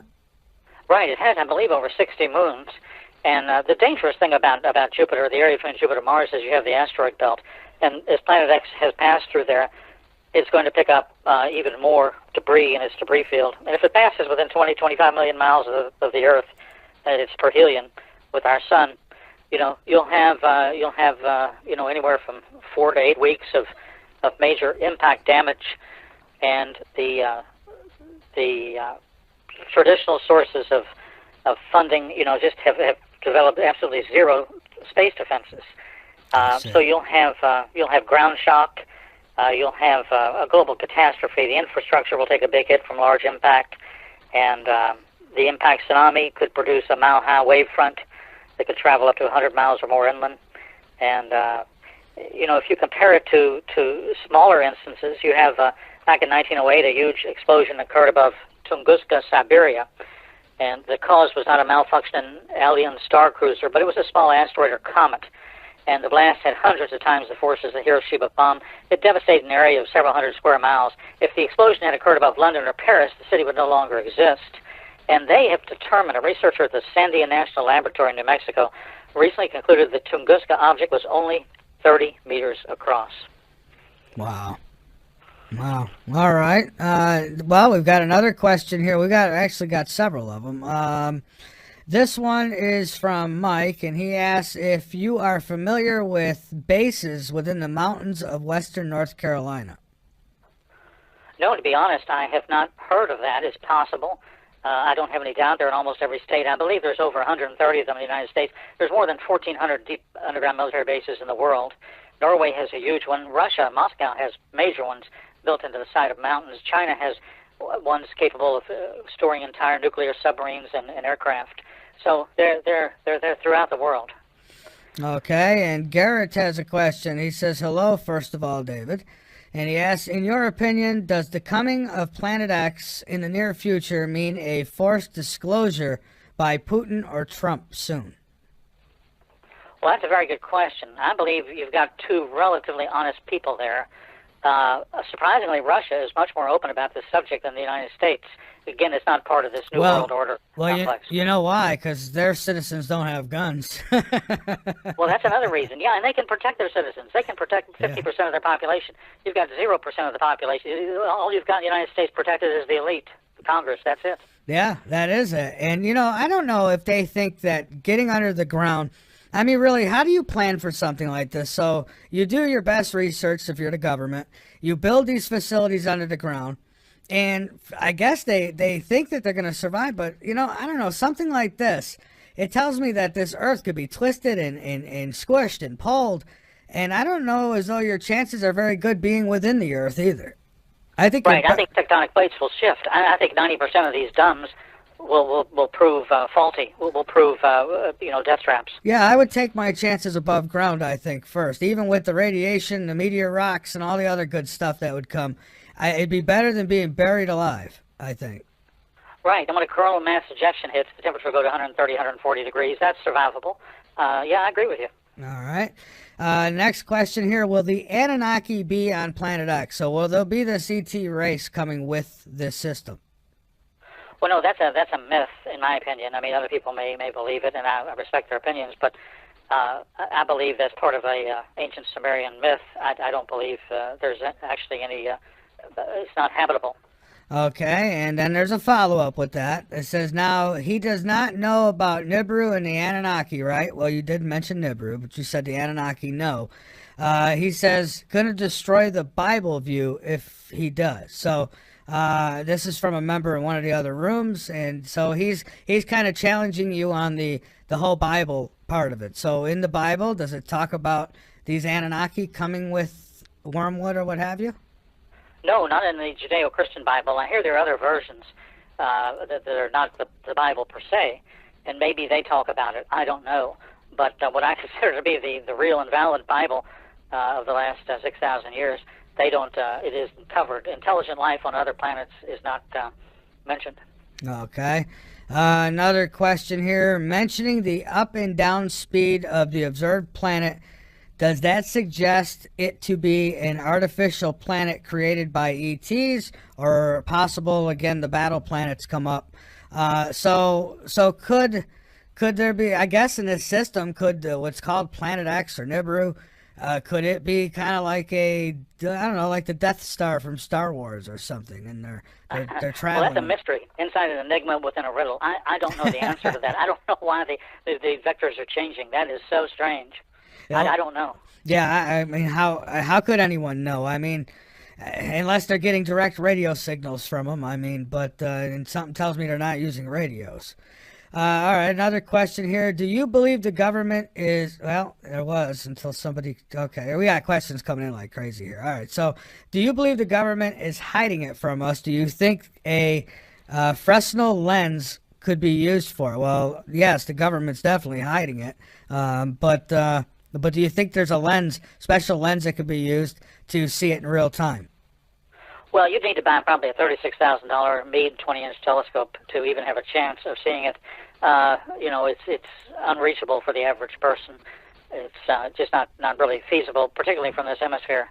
You'd have to have a good point of view from South America, from Chile probably, to have a chance to see it. All right. Let's see here. We've got another question. I was raised by a woman with Hopi heritage and grew up learning the story of the blue and red Kachina. It has nothing to do with Nibiru. Where did he get this idea? Well, near Arabi, Arizona, there's a petroglyph known as the Prophecy Rock, and it symbolizes many Hopi prophecies. And there is an ancient Hopi Indian prophecy that states when the blue star Kachina makes its appearance in the heavens, the fifth world will emerge. I don't know what that means, but I believe it's not far off. And but Nibiru will cause a major pole shift. It's underway. Tsunamis, volcanic eruptions, and earthquakes all herald its approach. It fulfills most of the tragedies in the Book of Revelation, all the trumpet judgments, most of the bold judgments. And right now, insiders can see the incoming system with their telescopes. It really cannot be hidden, any longer. All right, and well, folks want to know what they can expect from it. Like when this finally happens, and there's no denying, there it is. Things will probably happen fast. Now, you're talking about some of the signs we're seeing now, and of course, folks are asking. So before we get into what will happen exactly, or what we think will happen, is there technology on this Earth right now? And some say there is. They're telling me that now. That the earthquake technology, things that could cause these earthquakes. Because I guess basically everybody's looking for another explanation for what's going on. And so, is there one? Not that I know of. I mean, there is HAARP, which could possibly modify the paths of hurricanes. But other than that, in order to trigger Yellowstone, in order to trigger the Long Valley caldera in California, very dangerous. You're going to need something like Planet X to approach to cause these to erupt. Yeah. Okay. And so, what can we expect? I mean, here's the thing. I want to say this. When I first started this show over 9 years ago, one of the first guests I had on was John Moore. I had John Moore on. I talked to another guy, Jason Rand, about Planet X. And John Moore, he really got into some detail. One of the things that these guys were telling me is we were going to see a pickup in the earthquakes. We were going to see a pickup in the crazy weather, stuff that's just off the charts and that we've not seen before. That we were going to see volcanic activity. We were going to see an increase in fireballs in the sky. And I cannot deny, unless I sit here and lie, I cannot deny that I have seen those things. Now, there are those who will say, well, if we had the internet 30, 40, 50 years ago, and the equipment we have now, we would have been able to register more earthquakes. So they kind of blow it off as, well, nowadays we've got the technology. That's why we're seeing the uptick and all this stuff, because we can. I don't believe that. No, that's what I would call psychological denial. That particular type of person just doesn't want to. It's willful ignorance, I'm afraid. I mean, might be a very intelligent person, but it's in that particular instance, they've got some subconscious fear of this object, and they're just doing anything they can to convince their own subconscious mind, of that. Yeah. All right, and a question here from one of our listeners: does it have anything to do with the rings or rainbows around the sun that's been in the skies? That's one area I have not investigated, studied, or researched. I would guess if we're seeing rainbows around the sun or the moon from Earth, I think you could probably tote that off as atmosphere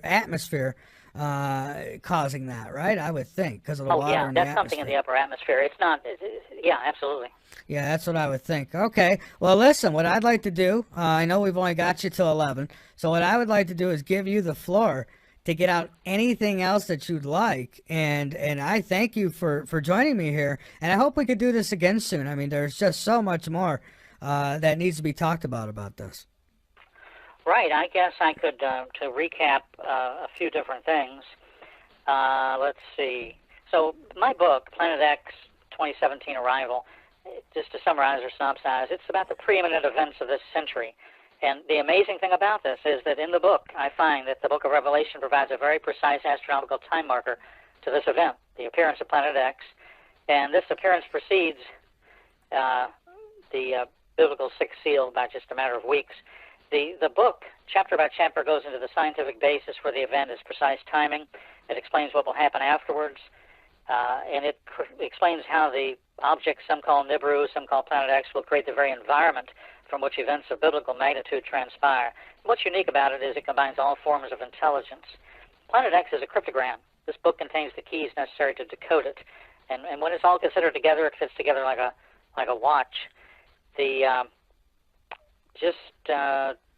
I would say that could it be that government insiders from NASA, DOD, and the CIA know that 2/3 or half of the population of the planet could perish during the coming pole shift by the passage of Planet X? Is it possible every secretive government agency in the USA is fully aware of what is expected? Well, the Vatican is fully abreast of what's happening, but the public is not being warned and has had very little chance to prepare. So, is the pole shift partly responsible for the earthquakes? Another listener has asked that question. You mentioned pole shift, and I thought it'd be a great time to throw it in there. Oh, absolutely. That the pole shift will create major earthquake and volcanic activity. The Hawaiian Shelf, that will probably create a 600-foot tsunami heading towards California, Oregon, and Washington. You'll have that's when the shit will hit the fan, as they say.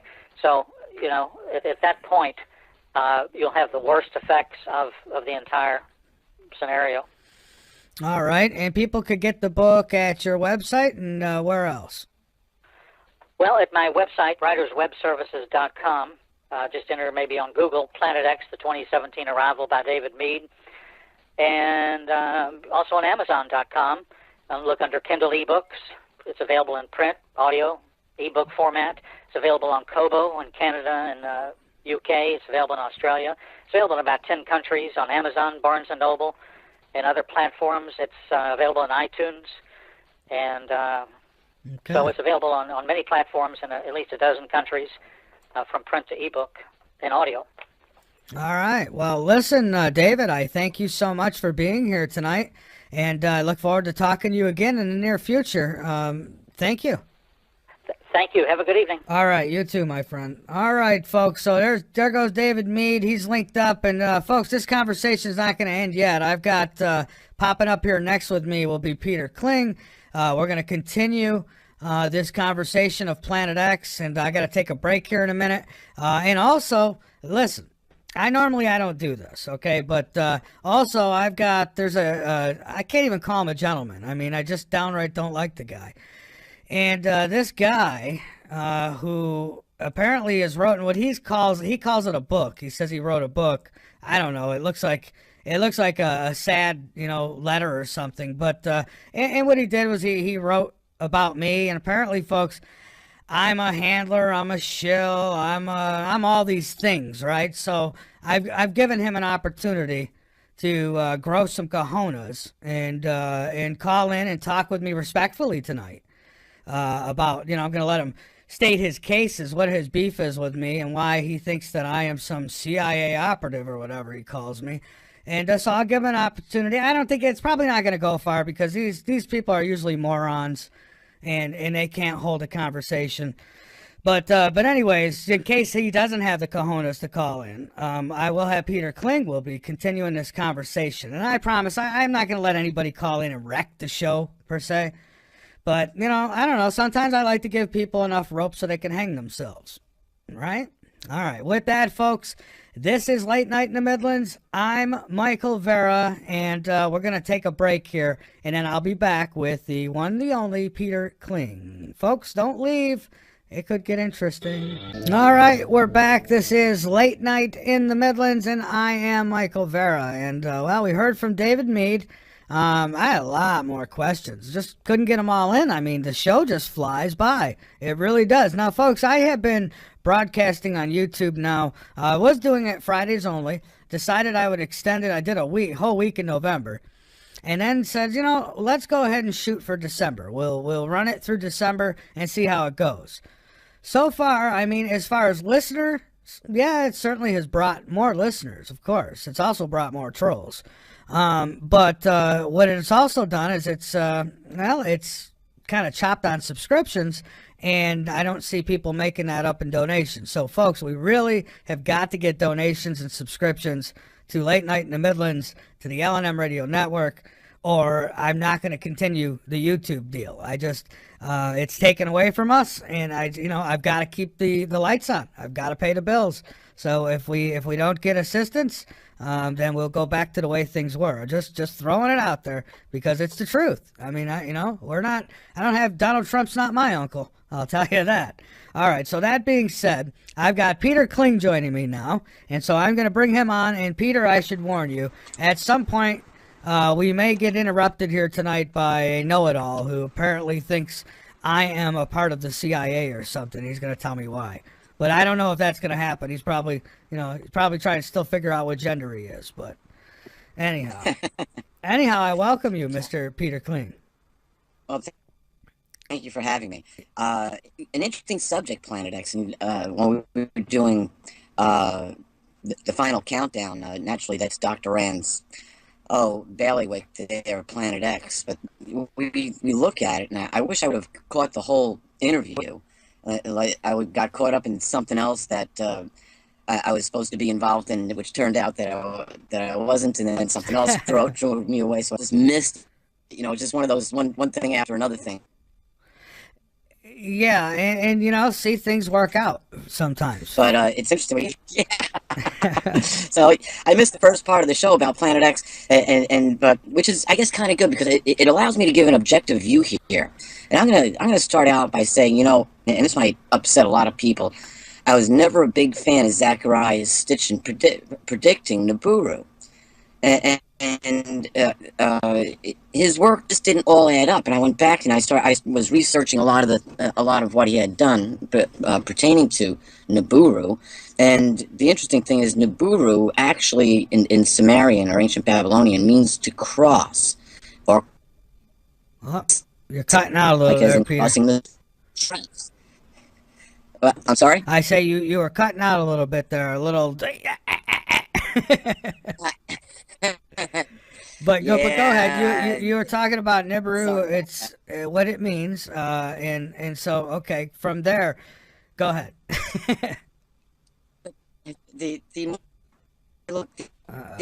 And the more research I definitely did, there's something out there, and exactly what it is we don't know, or at least we're not being told, and it ties in exactly with the end time prophecies. There are 6 prophecies within the scriptures which all pretty much say the same thing, that the sun would be turned to darkness, or would become dark as a sackcloth of hair, the moon would be turned to blood, and we would see a lot of other things going on at the same time. Revelation chapter 6, 12 through 15 gets pretty explicit, right down to the elite. So, the kings of the world and the military commanders seeking shelter underground. So, Peter, are you saying that you don't believe Planet X is going to come, or are you saying that not quite what we think? Well, it may not be what we think it is. Here's you go back and you start looking for telltales in history. I think Nibiru's a ship myself, but that's just me. Well, let's look at the evidence, okay? Let's look at the evidence. And you say, okay, what evidence is there? If Planet X is what caused the sun to go dark in the 9th plague of Exodus, one would think that more than just the sun was darkened for 3 days, and the scriptures only talk about how gloomy it was, and except the nation of Israel that lived in Giza and near the Great Pyramid had illumination in their homes. Interesting, but it doesn't say anything about earthquakes. Doesn't say anything about coastal events, tidal waves. But the Coburn Bible does, and the part of the Chinese history. We had a guest on a couple of years ago, William, I forget his last name, but he had done a whole bunch of research into what the Chinese actually recorded during this same time period, which is about 3,600 years ago. I remember that. And he brought up. I found it fascinating. Yeah, he brought up stuff that was older than what anybody thought. I mean, we're going back, right? I mean, this is the guy. Was this the guy with the Coburn Bible? And there's something even older than that, wasn't it? Yeah, it was Chinese documents that he had found, where they had documented tidal waves and coastal events. Well, there's these 3 things which happen at the same time, all recorded in by different civilizations. One gets recorded in the Bible in Exodus. So wait a minute, now you got 3 different correlations here with earthquakes in the Coburn Bible and coastal events, and the Chinese saying that they had earthquakes and coastal events, tidal waves. And here the sun gets darkened for 3 days. Now let's go back to the Exodus. The 10th plague involves an alien creature, the destroying angel or the destroyer, depending on which Bible you use. It's different translations will use the word differently. Like one entity, an alien entity, a supernatural and interdimensional, wiped out the firstborn of Egypt and any of those who did not have the Passover lamb, or the blood of the lamb put on the doorpost and lintel. So any household that did not have that sign, the firstborn was struck dead, and that included the firstborn of the animals. So it's interesting that one entity was pretty busy to do all that damage in one night. Well, I'll say this. This is what I was telling my guest tonight. Despite whether I want to believe that there's something out there that's interfering with the Earth, the one thing I can't do is deny that the earthquakes, the volcanic activity, the weather has gone bat crazy. As a matter of fact, a lot of the people have. Oh, you're cutting out again, Peter. Now, there you are. Well, okay, glad I'm back here. The interest, for some reason, I don't know what it is, but around this time of evening, I have a problem with the internet. Don't know what it is. Well, they handed over control to others. So, but I don't think they've actually taken control of it yet, right? Taking control of the internet. They hand it over to the UN or factions within. But anyways, that's another show. Yeah, absolutely. I just hope that this continues. Well, that this clears up, I should say. But anyway, where we were was with this Nibiru, or however you want to put it, this possibility of this thing coming in, and could it have been here 3,600 years ago at the time of the Exodus? Now, when we look at that last event, that was it. Pharaoh said, "Get out of my country," and the Israelites left, and they get to the Red Sea, and Pharaoh changes his mind, and he says, "Hey, wait a minute, we got to go catch these guys," and and they pursue them with their army. And Moses is given the command to part the sea. Now, the place that they crossed is not Reed Sea. It's actually a portion of the Red Sea in the northern section of the sea, where the sea actually shallower, about 50 feet. Now, the interesting thing, when we read the account, it says that when Pharaoh's armies tried to recapture the Israelites, a pillar of light or fire stopped them from their pursuit. And meanwhile, the Israelites camped out in the floor of the Dead Sea overnight, and then in the morning they went on their way. And when Pharaoh's army came in to chase after them, the walls of water collapsed on them and wiped them out. And people might say, oh, that's just a nice Bible story, except that you can go back. As a matter of fact, National Geographic, oh, geez, it's got to be almost 20 years ago, had a whole article on this. I'm sure you can find it online. You can even see on Google Maps, when you go over to this portion of the Red Sea, where it gets shallower. And it's just this one little stretch. Well, that might have put down that area. There you are, Peter. Hang on one moment. I think this is the call I've been expecting. Oh, this is the call you're expecting, Mike. Oh, good. Well, hello there. How are you tonight? How's it going, Mike? Oh, it's going great. It's going great. How's the book?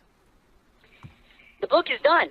116-page document. I finished it, and I sent it to Dr. Horowitz many months ago, and he didn't receive it. That upsets you, or I mean, are you angry? Well, it kind of confuses me a little because it was scanned into his mailbox at 3:05 p.m. May the 6th. I believe that was a Wednesday. So I don't know about you, but I'm thinking it was intercepted. What do you think? Me, I'm not the postman, so I could care less when you sent it or whether he received it or not. I'm not saying whether I don't know whether you care or not. I'm just saying, what do you think? Do you think it was intercepted, Mike?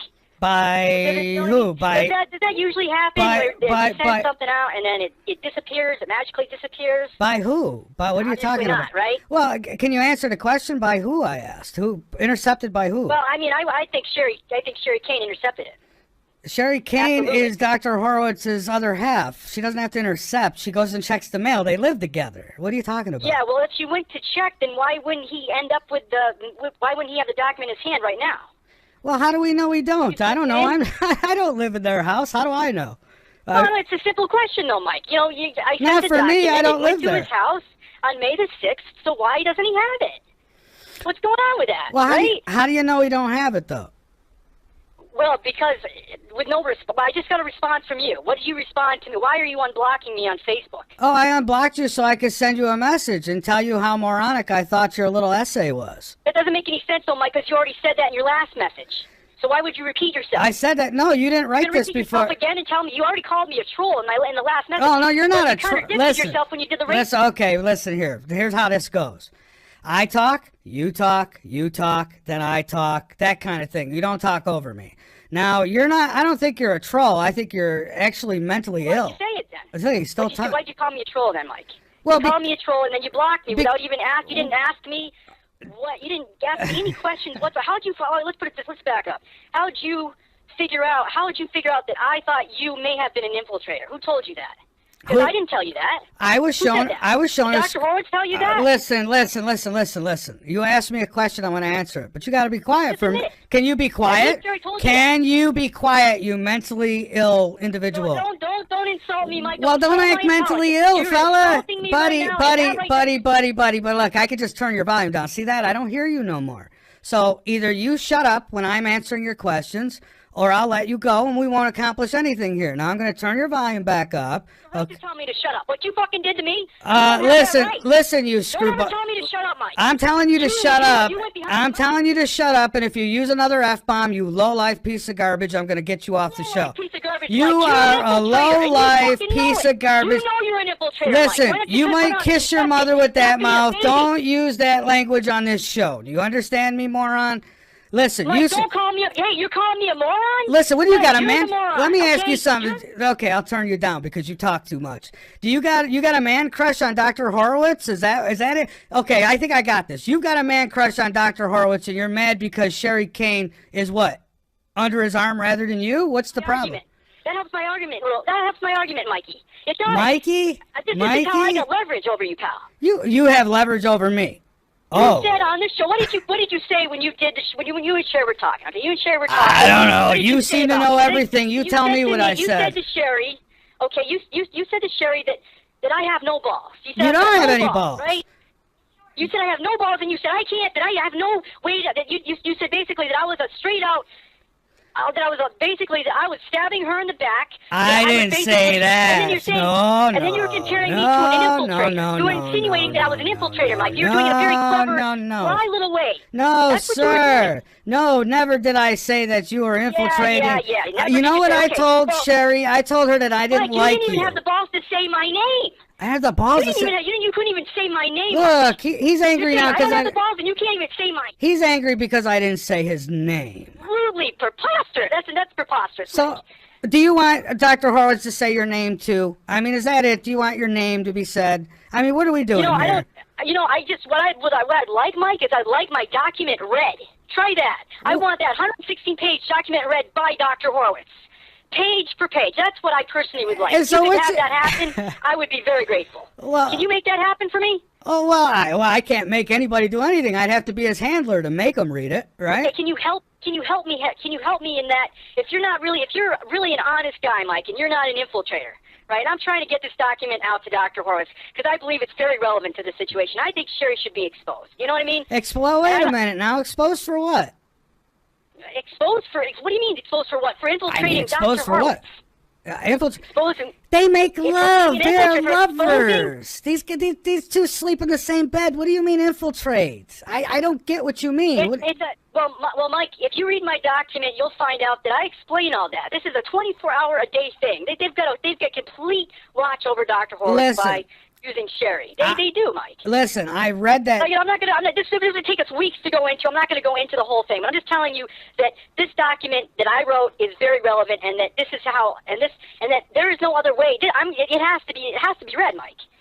Well, it has to be. It has to be read. Well, are you publishing it or something? I mean, so why is it so important Dr. Horowitz read? Dr. Horowitz says he doesn't want anything to do with you. I mean, so when you continue to go after him, when he tells you he don't want nothing to do with you, that makes you a stalker.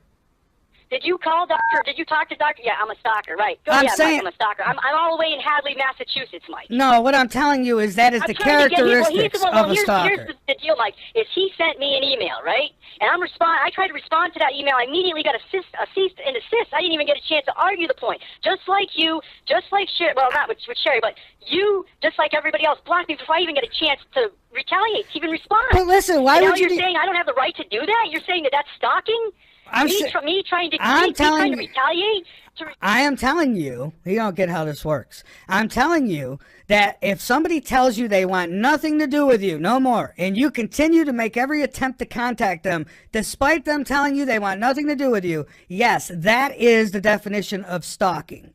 Dr. Horowitz, get on the phone?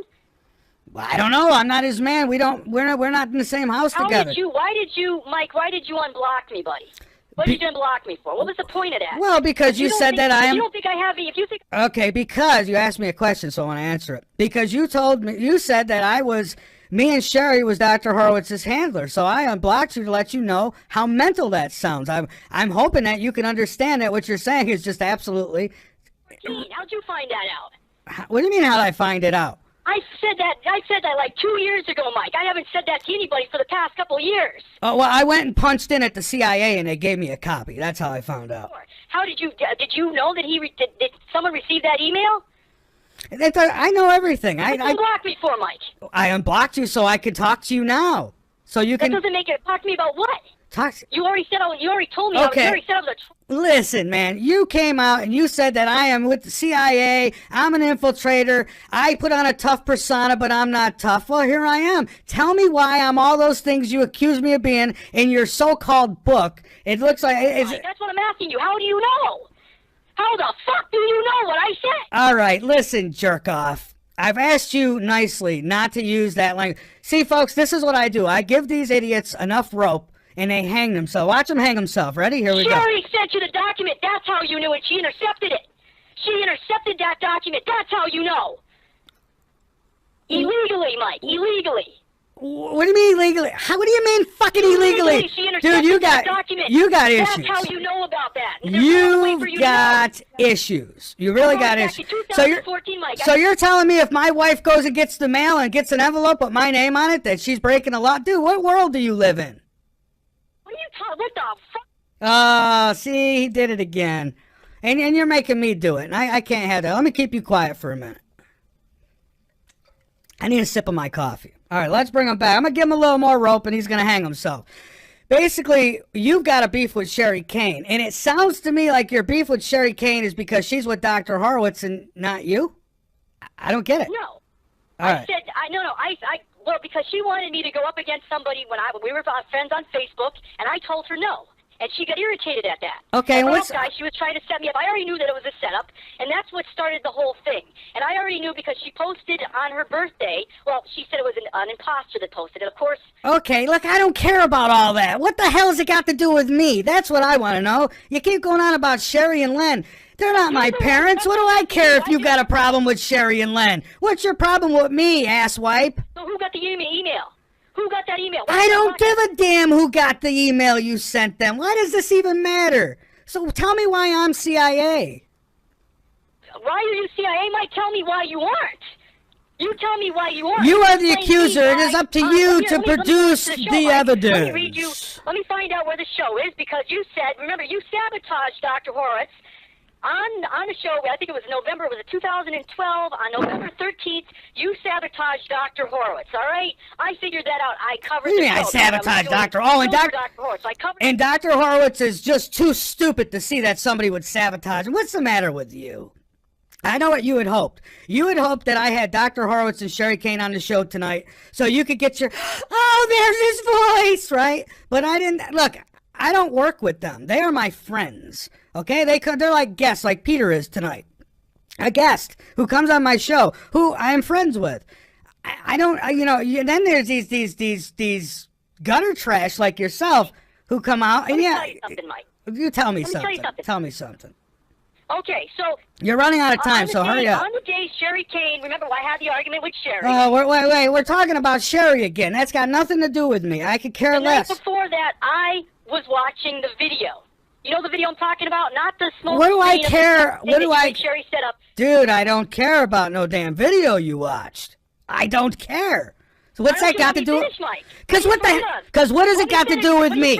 What does it have to do with me? That's why I was wondering why you got back to me. See, I don't know. You see, it doesn't make any sense for you to unblock me now, Mike, because I didn't send you the document. I unblocked you to send you a message. I unblocked you to send you a message, and then I want to reblock you. I want to reblock you. But Facebook makes you wait 48 hours. So I promise you, when the 48 hours is up, you will be reblocked. Now, Hey, so what's trying this? to set me up there, you little... Oh, you're trying to set me up there, you little... Listen, here's my advice for you, and I'm going to let you go after this, because I've asked you to present your evidence about the accusations you made about me. All you've done is come on this show, and you've expressed your love for Dr. Horowitz and your hatred for Sherry Kane, and I really could give a damn how you feel about either one of them. I really don't care. So here's your last chance. Deal, Mike. You just spun that 180 degrees, my friend. You... All right. What you just said right there is not Buddy, what I've been saying. No, buddy, you just threw buzzwords into my face. Buddy, let me tell you. Look, if the doctor's writing you prescriptions, I suggest you take them. I do. I suggest you take them. Have a good night. I've spent enough time with you. So there you have it, folks. I gave him an opportunity to explain why I am the things that he describes me as, and he's not done that. All he's done is talk about Sherry and Len, Sherry and Len, Sherry and Len. Oh my, you know. Look, go down that yellow brick road by yourself. What do you think, Peter? You done? I think so. Yeah, I think so. Have a good day, sir. There's just no point. I mean, I gave the guy a chance, Peter. I gave the guy a chance. He just, I don't know. He don't get it. What are you gonna do, Mike? I don't even know what to say. I don't either. I mean, apparently, I don't know. Does that sound like somebody who I don't know, maybe deep dove one too many times? What are you gonna do? So here we are.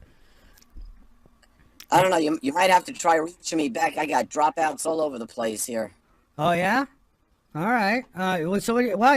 You sound okay to me. I mean, you're here now, but sorry about that. But yeah, this guy, he wanted to call in. I gave him an opportunity to call in, as a matter of fact, and he's done nothing. I mean, all he's done is, apparently. I mean, I don't even know the guy. I was wondering if he was a relative to Gary the Man Martian. Well, no, actually, now I'll tell you what. I don't know what to say about it, except for he's a moron. That's it. And he's still mad because I still haven't mentioned his name. He didn't even mention his name because he's a moron. But anyways, so anyways, Peter, we still got a half hour here, and I know it's a little hard to get back on track after something like that. But yeah, it might be the son of the good doctor, right? You never know. But so yeah, people are going crazy, and so is the weather, so is the earth. What about it? Uh-oh, we may have lost him. No, I'm still around somewhere. I'm just kidding. It's like I don't know what happened to you there for a while. Oh yeah, no, I'm good. Just like I say, that's a long story. This guy wrote a book. He calls it a book. I don't know. It's a bunch of gibberish. It looks like, if you're reading it, it's almost like you're reading Russian. I mean, it's just the language is horrible. But wrote a book. Apparently, me and Sherry Kane are handlers to Dr. Horowitz, and what it comes down to is this guy's got a crush on Dr. C, or not Dr. C, Dr. H, I should say, and he's upset because nobody will say his name or read his book. What to tell you, Peter? People read your book, right? I don't know if Peter's hearing us. Yeah, I think he's having trouble. I hear him typing. Yeah, I think he is having trouble. That's probably. Well, yeah, we're gonna hang up with Peter and try to bring him back, folks. I could have did that another 25 minutes with this guy, but it's the same thing. How many times I ask him not to curse, then he gets me doing it. Because, it's just, I have no tolerance for stupidity. And it's just plain stupidity. Now, anyways, I gave the guy a shot. Now, what he'll say is that I didn't give him a fair shot, and he's calling back again. But why take it? And he's not going anywhere with it. Maybe if I can't get Peter, boy, he's calling in on 2 numbers. Well, you really want in, don't you, buddy? All right, let's go ahead and get Peter. At least he won't yell at me. Back again. Hey, Peter, welcome back. All right. So yeah, I don't know if we could pick up. It's funny, I don't know. I guess you were having problems before that guy called, so I guess I can't blame him for that. Well, we were talking about Nibiru and Planet X and the prophecies that go along with it. I'm not sure how this transmission is going to come out because I keep on getting dropouts. Okay, well, I'm hearing you good right now. So if it stays the way it is, I Good. think we'll be fine. Um, the, uh, the the prophecies all kind of lined up, and where we were essentially the Israelites leaving Egypt. Now, when they went and looked at this site underwater, they found the remnants of Egyptian chariots and horse bones. So I would have to say it's pretty accurate, especially on the eastern side of the bank. There's a monument that basically says we crossed here. So it wasn't the Reed Sea; it was indeed deep. But when we continue to read the account, uh, they were covered by a cloud gave them shade during the day, and a pillar of fire gave them light at night. And this went on for 40 years. It also fed them manna. Now, there are estimates that there are about 2 million people involved in this when they left Egypt. So it was a pretty big cloud. Was it a lenticular cloud that they followed? And they followed this thing throughout the wilderness. So you have to start wondering how extraterrestrial is the return of Planet X or Nibiru or whatever the case might be going to be, because it is tied in with the judgment of this planet. Now, it's not the judgment of you and me per se as much as it is the rulers of this system of evil. I mean, let's face it, Michael. All evidence lends itself that this planet is being controlled by a very negative ET force. The reptilians top the list as far as who's running the show. We've got, as a matter of fact, was it Lady Gaga came out and said that Prince Charles was a shape-shifting reptilian? I have news. Lady Gaga might be a shape-shifting reptilian. Yeah, that's what somebody else wrote. I just caught it on Facebook. One of my Facebook friends posted it, and I was like, and one of the replies to that was, Lady Gaga's a shape-shifting reptilian. And she just might be. But, we laugh about that, but Princess Diana said the same thing about the Queen and Prince Philip. And they told her if she ever told anybody, they would kill her. And she's no longer with us today. And it was her, maid in waiting there, her personal attendant, who had reported this. So she referred to the king and the prince as reppies. She also tried to commit suicide 3 times while she was pregnant with Prince William. And she made the statement that these people are not human. Peter, and this is one of those kind of questions, weird questions, but why is it that people, like in her position, try to commit suicide, end up getting murdered? It's like, you think they would have helped her along with the suicide if they wanted her gone, right? Well, there's a lot of speculation as to why she was killed, basically, or why she died, let's put it that way.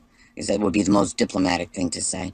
But she upstaged the royal family. It was her and Sister Teresa. There's that one classic picture of the two of them. It's like Diana's another 1.5 feet taller than Sister Teresa, but there's that one picture of the two of them together.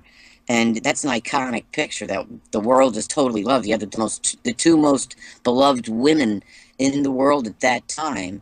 Neither one of them are with us anymore. And you wonder why. Well, Sister Teresa was kind of old, but Diana dying at the 13th pillar at the Bridge of Souls. Alrighty then. Yeah. So, you do further investigation. This is where I have to say it gets personal for me, and I never made the connection until I listened to what Karen Udis had said about Homo capensis. And I thought about my own experience.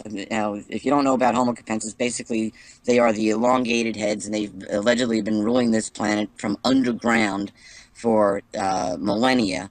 And they're still essentially the ruling class of what's going on.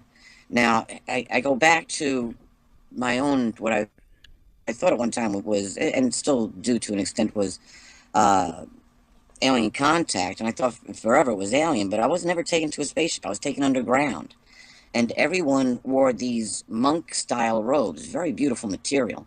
And I was required to wear one too. So you couldn't see their heads, you can only see their faces, and they were very human-looking faces. And I always said that they were just a little taller than us. And then I learned about Homo capensis, and I was like, well, wait a minute, they live underground, these other guys live underground. And the ones that I met when I was 18 decided they wanted me dead. So that led for a very interesting life.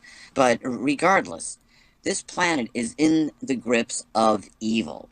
And this Pizzagate, you know, I think back to Kevin Annett and the work that he did up in Canada, and what was going on behind the scenes. And now they have found mass graves in, Spain and Ireland of children. I forget how many thousand kids they found, but anyway.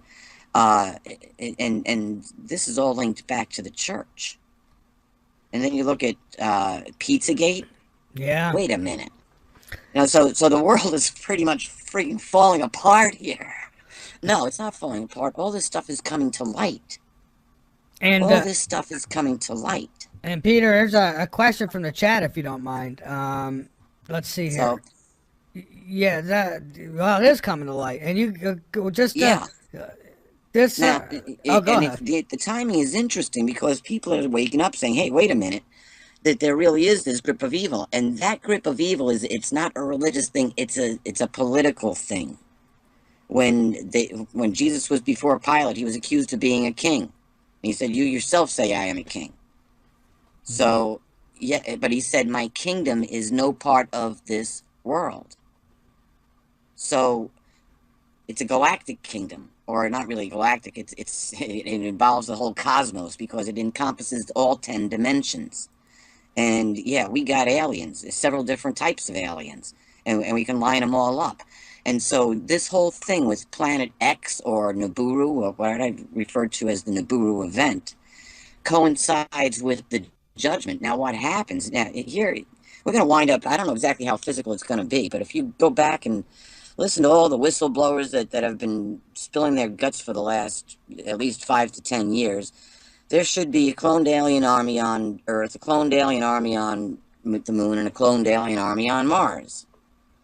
And they're just waiting to land, all show up here together. And it'll be interesting to see who they're cloned for. And we have a little insight of this in Star Wars. But there's been little telltale things all along the way, and we'll go back to what von Braun said and what Carol Rosen has proselytized for years, is that the last card would be the alien card. Mm-hmm. Well, go right back, and the King of Kings and Lord of Lords shows up with the armies of heaven. Should I translate that? The King of the Cosmos is going to show up and do away with this evil government that's here, and it's going to coincide with the Nibiru event. And in talking with Matthew Stein, all the Nibiru event has to do is short circuit the infrastructure, the grid, and we're down. And according to the government study, within 2 years, and people believe it's less, but the government study that was done, I think 2011, 2010, the government study came out and said that within 2 years of the grid going down in the United States, 90% of the population would be dead. Mm-hmm. And folks, calling in on unknown phone numbers is not going to get you on, I promise you. So a question comes from the chat, Peter, and this question is, could the coming Planet X have anything to do with the biblical prophecies of the future plague of the locust creatures? Geez, Michael, I wish I could answer that. I could barely hear you on this end. Really? There's just a bunch of dropouts. All right, let me try once more. Can you hear me? Roughly. I'll tell you what, if you could type it across on Skype, I'll read it and answer. All right, let's do that. That'll work. All right, go ahead then, and I'll type this out to you. Okay. In the meantime, so if we have this passing of a Nibiru event, which shuts our lights out, which coincides with an alien, or we have an alien event just prior to that, life's going to get real interesting. And you can understand why the elites that are running this planet are going to go back underground with Homo capensis, because they think they can survive it this time, and this time they can't. So the only Hey, at least they say 90%. That leaves 10% good. But the biggest fear, the biggest situation that we're going to face is essentially nuclear meltdown. Because with the electric grid down, that puts over 400 nuclear plants around the world at risk. So we run into a major Well, situation and with that's that. my biggest concern of anything happening like that. Even a EMP from the sun or something like that. Them nuclear power plants. I mean, that's no joke. People keep store food, store water. Make sure you get an underground shelter. Well, fine. How long you plan on staying in that sucker? Because when all these things melt down above ground, I mean, I don't think the human body will outlast the radiation that will flow the earth. As a matter of fact, I know they won't. So. How do you prepare for something like that? And I didn't throw that question to you. He can't hear me. Yeah, Michael, I'm only hearing every other word basically that you're saying. I apologize. Okay, that's fine. but to go, here's the situation with the nuclear plant. You just can't flip a switch and shut them off. It takes years to decommission a plant. So it would take years you'd have to start shutting down the nuclear plants now. And the only country that's doing that actively is Germany, and they're replacing their nuclear plants with solar panels. So Yeah. interesting that they're trying to shift technologies here, and it's good to see that somebody is at least taking a step in doing that. But we would essentially have 400 Fukushimas around the world. Let's see. Could Planet X have anything to do with the biblical prophecy plague of locusts? When we go back to the actual Exodus, which I believe is a minor passion play, if you want, of the end times, we've essentially seen virtually every plague up to the 9th plague. I don't recall them all off the top of my head, but we've seen the blood rain and rivers and streams and oceans turn blood red, and by the best technology available, it's biological, but it doesn't have DNA, and it's a total stumper on where it comes from. It's believed that it might come from asteroids that burst within our atmosphere and release some sort of a biological life. Doesn't that look fun? They also made the same. There was the same possibility with the Spanish flu in 1919, because so many indigenous people in different locations, remote locations, also got the flu, and they would have it from somebody who, would have brought it to them. So if these indigenous peoples were cut off and still got the flu, it had to be something atmospheric, is what the belief is. But we've had the red rain or the blood, essentially, the blood-looking rain or seas and rivers. We've seen plagues of locusts. Was 2-3 years ago. Was 2 years ago. Russia had a bad plague of locusts. The year before that, there was one in Africa and one in Sudan, I believe. And where else? It seems that there was one other one where there was a heavy plague of locusts. So, yeah, we've seen that too. We've seen birds falling out of the air for no reason. We've seen fish washing up on the shores for numerous reasons. One of them being the Gulf oil disaster and like disasters. But the Gulf oil disaster, let's just look at this is one of my favorite. This got me banned from going on coast to coast. Well, yeah, well, there's a lot of things that'll get you banned. But go ahead. When you read Revelation 8, 8, and 9, John says, I saw something like a burning mountain being thrown into the sea. And a third of the sea became as the blood of a dead man, a third of the souls in the sea died, and a third of the boats were wrecked. And yeah, BP and Halliburton got blamed for it. But all these things are leading up to this time. Will it be in 2017? I don't know. I would think closer to 2018, maybe 2019, because there are still prophecies which need to be fulfilled before that situation comes to bear, and they have not been fulfilled yet. So we still have a ways to go. Hey, come on, we just got the reinforcement of the Brexit and Trump and the Trump presidency to reinforce the false prophet of Revelation 13. So at least we got that one right. So we can keep on going in this little scheme. We're still going to see a one world government, or the image of a one world government, come about, but the United States is going to maintain its identity for a while longer. But Planet X is something we need to prepare for, and that's one of the reasons that I made the move to head off grid. and we got a good start on our project, and we hope to finish it this coming. Well, we're going to go back up in the spring and hope to finish everything this year. So, Lord willing, that's what we'll be doing. And the reason for it is we see it coming. We see it coming. And if we can prepare now for something like this, the better off we'll be in the long run. So, there's a lot of reasons to believe that something is headed this way. Something's disturbing the Earth. Something's disturbing the whole solar system. So, what's disturbing it? Well, that's a good question. And listen, folks, I'm sorry. I can't take your calls. They're just, it won't let me. It's telling me I'll put Peter on hold if I answer you. So, your same old problem. It seems to keep coming up. So, nothing I could do. We'll try again tomorrow, I guess. But Peter, we're getting just about out of time. So what I'd like to do is give you a chance to get out anything that you'd like, and we've got you on for a full show next week. Yeah, I believe next Thursday. Yeah, a week from tonight we'll be together. Yeah, absolutely. Hopefully we'll have a better internet connection. Yeah, I hope so. But go ahead. Anything you want to get out there? All right, I'm guessing not. Boy, really bad connection there for Peter tonight. All right, Peter. Well, thank you. I'm gonna hang up. I mean, he can't hear me. I don't know what the problem is, but there's obviously a problem. I think he's just having a bad connection night. I don't know what the deal is. Why I've not been able to take calls.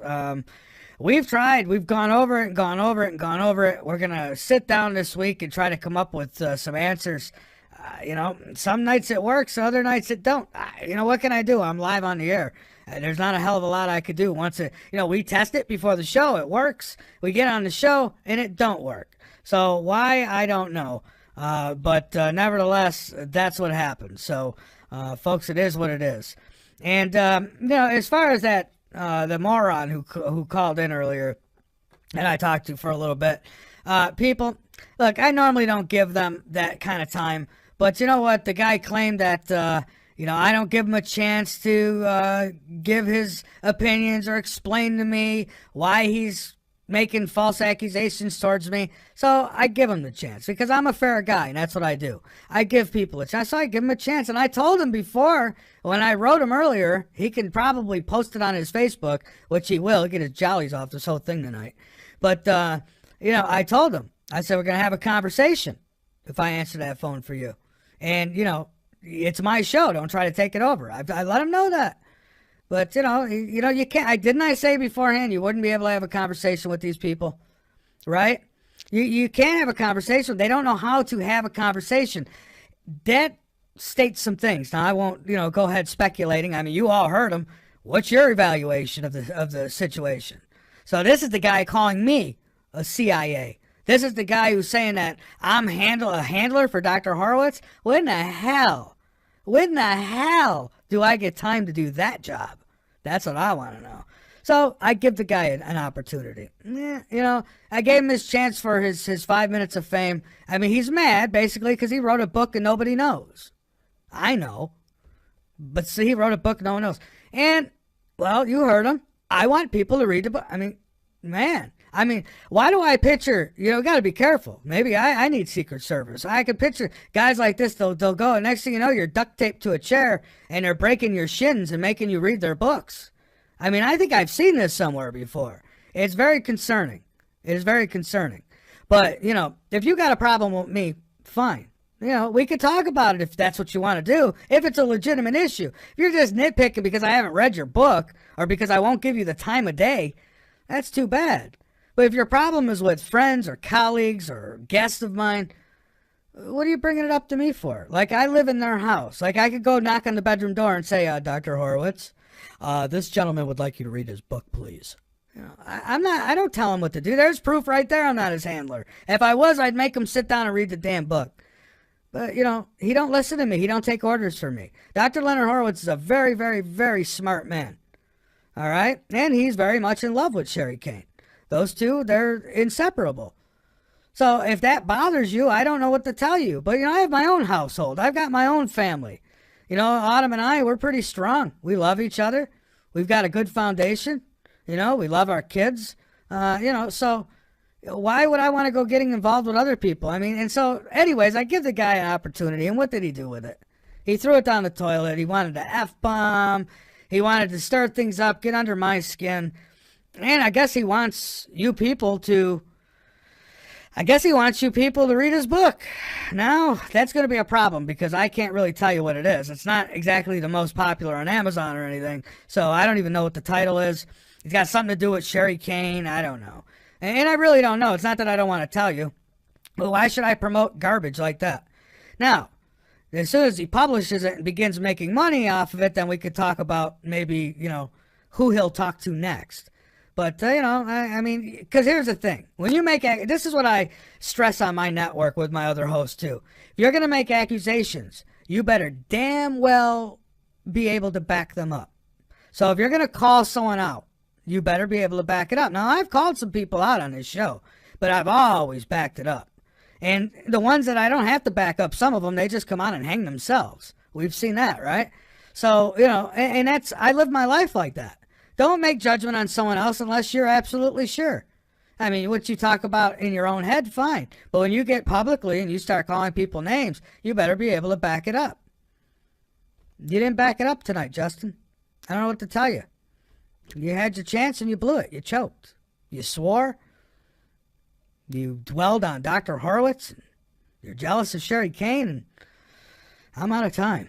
Folks, this has been a broadcast of Late Night in the Midlands on the L&M Radio Network. Keep your eyes posted to the sky because you never know what you might see. Keep your ears posted to this broadcast because you never know what you might learn, what you might hear. You really don't. You just don't know. Well, with that being said, have a great night, everybody. And wherever you may be around the globe, in the chat room, on another planet, or on the other side. This is Late Night in the Midlands, and I am Michael Vera, and I'd like to welcome all of you, wherever it is you may be around the globe. Folks, this broadcast is coming at you live from the capital city, Columbia, South Carolina, located on the east coast of the United States, where it's gotten a little cooler. That's why I'm a little more bundled here. Yeah, it got cold. It's going to get down to 30 degrees here. They're saying tonight. It's been rainy for, multiple days. And finally, the sun come out. Now it's going to be 30 degrees. So it is what it is, though. 30 degrees one day, 60 degrees the next here. So yeah, tonight we've got a really good guest. I know I say that every night, but we pretty much do. Once in a while we may strike out, but not often. Tonight we've got, we're going to be discussing Planet X with David Mead. I don't believe I've had David on the show before. I mean, it's getting to that point now where I've had so many guests. I really have. I've had thousands of guests that through the years that I can't remember all of them anymore, but he's going to join us tonight to talk about Planet X, and it would seem to me like he's saying we should be expecting it in 2017. Now, I know there's some of you out there who will say, yeah, whatever. Well, let's talk about it. Somebody says something like this is coming, I got to at least hear him out, right? So that's what we're going to do tonight, the discussion Planet X here on Late Night in the Midlands. Then he's going to be with me to about 11. Then we're going to take our break later. And after the break, I'm going to open up lines. Now, be open up to everybody.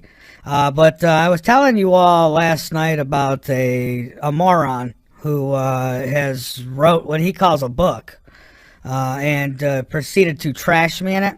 Well, apparently that guy's going to be calling in the last hour tonight, so we'll see how long it lasts. If he starts throwing F-bombs, he'll be gone immediately. I don't know why I'm even entertaining it, except for, they always cry. They get in their little safe places, and they go, he never lets me tell anybody my side of the story. So I'm going to go ahead, and I'm going to see if he wants to go ahead and give his side. But, as always, making accusations, you better be able to back them up. That's all I could say. So that's later, and we'll see how everything goes. But the most important thing, my guest David Mead tonight, Planet X, he actually, he has a real book. So we'll be talking to him tonight about that. Now I've got some news I'd like to get into. Ira was just talking about e-cigarettes. I had seen this article today, and I posted it up on latenightintthemidlands.com. E-cigarettes are leaving young people at risk of nicotine addiction, it says, brain development problems, and mood disorders. The U.S. Surgeon General has warned in a wide-ranging report published today. So they're starting to go after this e-cigarette stuff, and I don't know. For me, I mean, I'm a little biased because I don't do any of that. I quit smoking. I just quit. I quit cold turkey. I didn't use an e-cigarette or anything else. I guess you could say I didn't use anything else. Some would say, well, if you smoke anything, but anyhow. So yeah, these e-cigarettes. So I did have one once. Somebody had given me one. I think it was Adana actually who sent me one. And I took one puff off it, and I wanted to dig my own grave. That's how nasty it was. So I haven't done it again. Now, some people say there's nothing wrong with it. I don't personally know. I say you're better off doing nothing if you can help it. If you can help it, you're probably better off doing nothing. But I don't know. It depends. Hey, it's your health. You do what you want with it. I'm not one of those people who's gonna put you in a dungeon because of your choices. Your choices are your choices. As long as they don't affect me, I don't care. I'm just telling you what the Surgeon General is saying. America's most senior doctor, they say that e-cigarettes use among young people and young adults is not safe and now a major public health concern. Well, I would like to see the literature on this. I'd like to see the, I don't know, test results. What have they done? Have they tested this in any way? So that's what I'd like to see. Not that I'm not for it or against it. I personally don't give a damn, to tell you the truth. But there it is. Surgeon General, he's making e-cigarettes his thing now. Is Donald Trump already the president? He's certainly acting like it, isn't he? I mean, isn't it strange seeing somebody who actually wants to roll up their sleeves and get to work? Wow.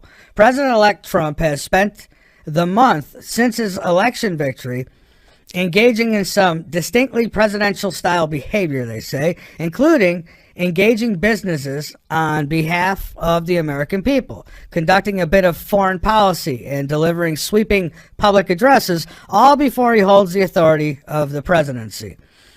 With weeks to go until he takes office, Trump's moves have tested the limits of his unofficial powers. Well, he's doing what a president should be doing. I mean, Obama, big ears there. He should be doing this stuff. He should be going and meeting with these companies and trying to save American jobs. I just heard where a company now is going to be investing $50 million into the United States and is going to create like another 50,000 jobs. I mean, that's not small change, folks. It's 50,000 people who could get back to work on top of all the other ones he's already saved.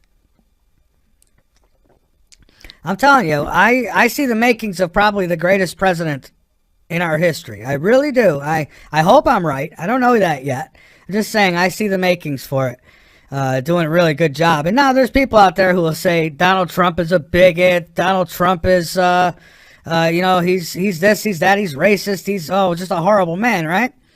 Then you see this story that comes out here about a black homeless woman who says Trump allowed her to live in Trump Tower rent-free for 8 years.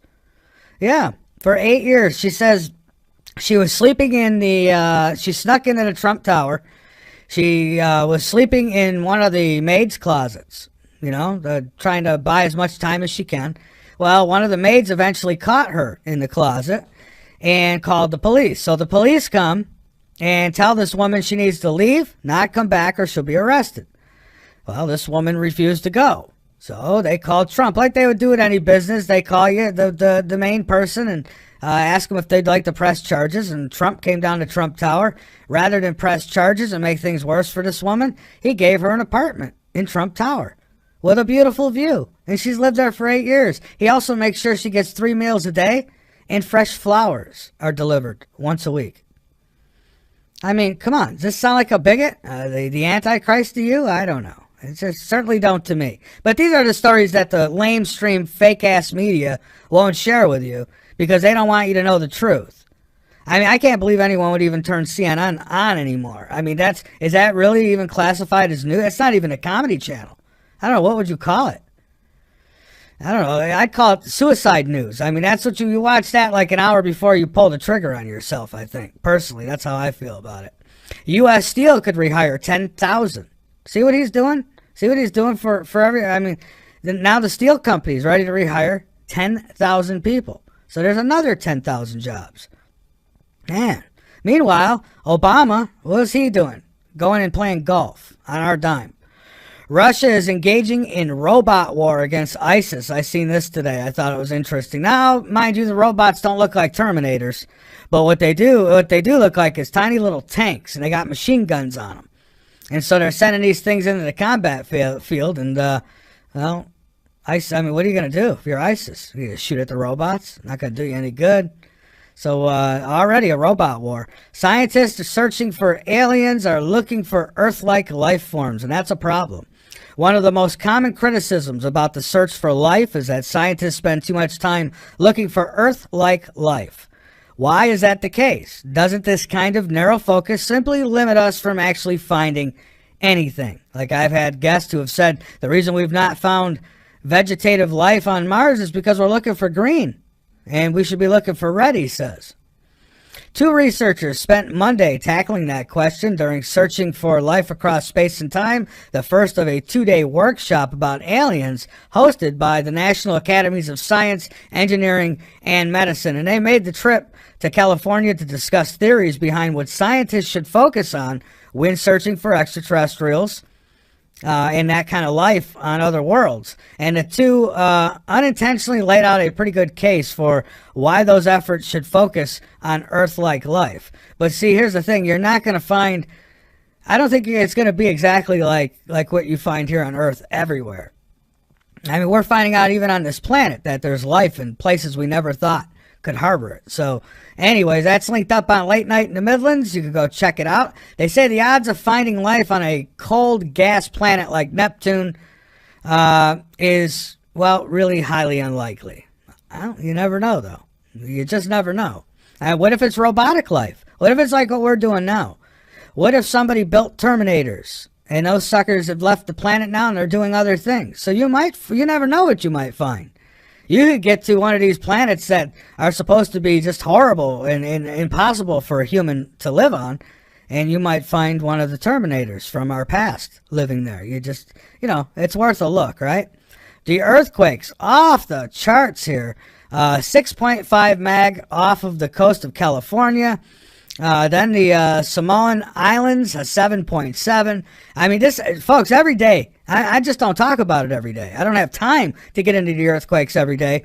Maybe I should make time because I'm getting at least 2 of these biggies like this every single day. Every day in my email from the USGS, I receive at least 2 of these a day. Every now and then we might skip a day, but for the most part, it's about 2 a day. They say the headlines are like ground rolling. San Andreas wakes. A lot going on, folks, and maybe that will play right in to our topic tonight, Planet X, which we'll be getting to shortly. Alien hunting gets huge boost as artificial intelligence joins search for extraterrestrials. That's probably the best way to do it, right? So here come them Terminators again, so we could put them in some ships, send them out there to look for life, right? So maybe we'll find something like this on another planet. This is my point. Artificial intelligence, that is AI, has joined the hunt for alien life throughout the universe, massively increasing the chances of finding extraterrestrials. Machine learning software based on the algorithms used by Google and Netflix has joined the hunt for extraterrestrials. The computer has the ability to analyze star systems and planets and could decipher whether the planets could potentially sustain life. These AI machines, they learn. They're actually able to learn just like you or I, probably much quicker though, which is a type of man-made intelligence that allows computers to learn through data that is continuously fed rather than humans having to update the software. So no one will have to update it. These things will just continue to update themselves. That's some serious AI right there. The machine created by researchers at the University of Toronto, Canada, is believed to be up to 1,000 times faster at predicting whether a planet is potentially habitable and can work around the clock, unlike humans, making it a massive boost in the search for aliens. They're really looking for these ETs, folks. So am I. John Glenn, American hero, aviation icon, former U.S. Senator. He dies at 95. Got a link up on the website for that, too, if you want to go check out all his accomplishments. John Glenn, another one of the greats, gone. Russia tests drone sub. China media calls for nuke buildup. The last thing we need, I think, is a nuke buildup. I like the idea of going to look for aliens a lot better. So, folks, what we've got tonight is a guest by the name of David Mead. He's going to be talking to us about, well, that little ball of joy behind me there, Planet X. I think he'll be bringing something new to the subject, and I'm ready to listen and see where we're at. I mean, folks, again, there's one thing that I can't deny. I can say, where is it? Why don't I see it? But that being said, there are a lot of earthquakes. There is a lot of volcanic activity. And there is a lot of crazy freaking weather. I'm Michael Vera. This is Late Night in the Midlands on the LNM Radio Network. We're going to take a break. When we come back, I'll have my guest, and we'll be discussing Planet X. Don't go away.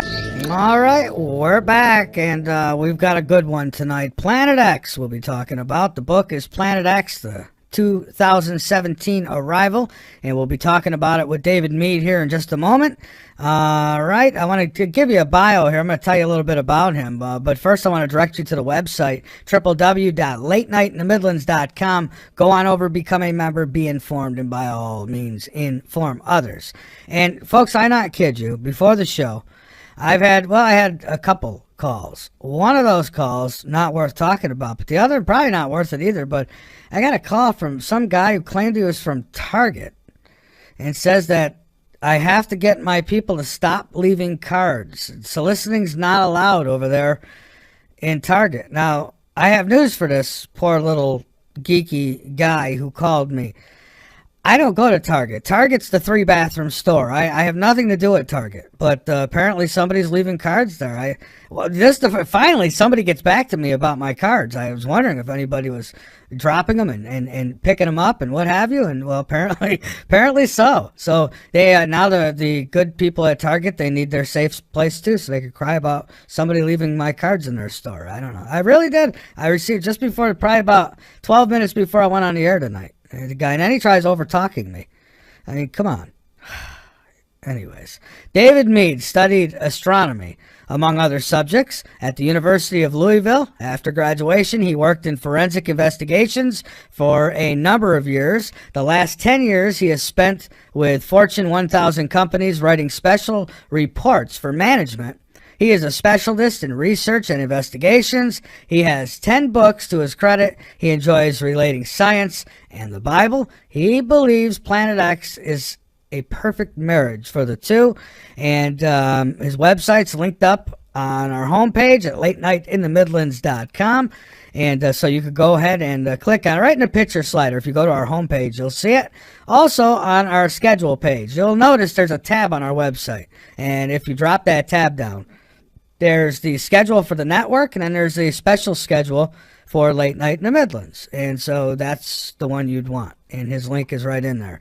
All right, that being said, let's go ahead and bring my guest aboard tonight, and let's learn a little bit more about this big, big, giant thing that they call Planet X. Should be good. Hello, good evening. Good evening. Is this David? Sure is. Hi, David. This is Michael Vera with Late Night in the Midlands, and I want to welcome you to the show and thank you for taking time out to be with us tonight. Sure, Michael. Good to hear from you. Oh, absolutely. An interesting topic, and I'm looking forward to getting into it. So I guess a place to start tonight would be your background and maybe a little bit into your journey leading up into Planet X. How does somebody get so interested in this that they kind of make it their life's work? Is that right? I mean, has it become something like that? Well, I'm semi-retired, and I've been involved in a service both to the federal government and to some multinational corporations, and I do some forensic consulting. But, I have a pension. I, do forensic consulting. I have a practice with a variety of large law firms.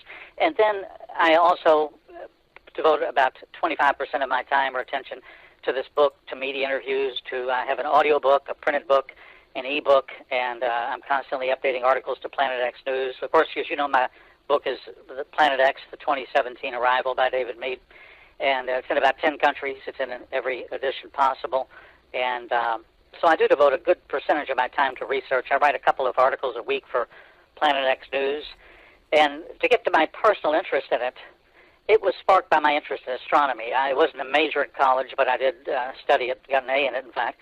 And I have a first-hand knowledge of the New World Order structure, and I'll get into that in a little bit. Okay. And I think it's very important for anyone who is studying this topic to first understand legends, covers, psyops, how the government intelligence agencies work, think, and operate, and how the geopolitical system is actually structured. And that way they're not going to have a lot of psychological blocks, and they'll have a lot of, I would say, greater understanding of how this entire scenario works. Going back, I received a photo, privy only to a few, from an astronomer friend in France. This has been taken from a multinational telescope on a remote mountain platform. And my research, my interest was picked from that point, and it led me to astounding conclusions. So I guess the best thing to say is it led me, number one, to a review of the deep underground military base construction. That has drastically increased since the 1980s. And, of course, as you know, and I know you've had these interviews with John Moore and others before, yes, the government is seeking protection for its own against coronal mass ejections from the sun, asteroid impacts, catastrophic flooding. And that's the prime reason that the CIA has relocated their domestic division to Colorado, and the NSA has relocated a million-square-foot database operation to Utah. Now, if I went through all these on a bullet point, talking point basis, and if this were a court case, I would say the circumstantial evidence alone would lead to a finding beyond a reasonable doubt that the Planet X system exists and is inbound. Hundreds of billions of dollars, in fact, trillions of dollars have been invested to protect the elite. I remember back in 2001, Donald Rumsfeld, the day before 9/11, said 2.2 or 3 trillion is missing from the Pentagon budget. Yeah. That's trillion. I don't know if you recall that, but 5 years later, it was 6.5 trillion. So that's all black ops. That's all DUMBs, deep underground military bases. That's what it's got to be. So probably every time the money turns out missing, because it's happened on several occasions, that's probably what they're doing with it then. They're using it for whatever it might be, black op projects, underground bases, that kind of thing. Precisely. Yeah. It's deductive logic. There's nothing else. You cannot money launder money in that range. You can't have it sitting in a bank in the Cayman Islands under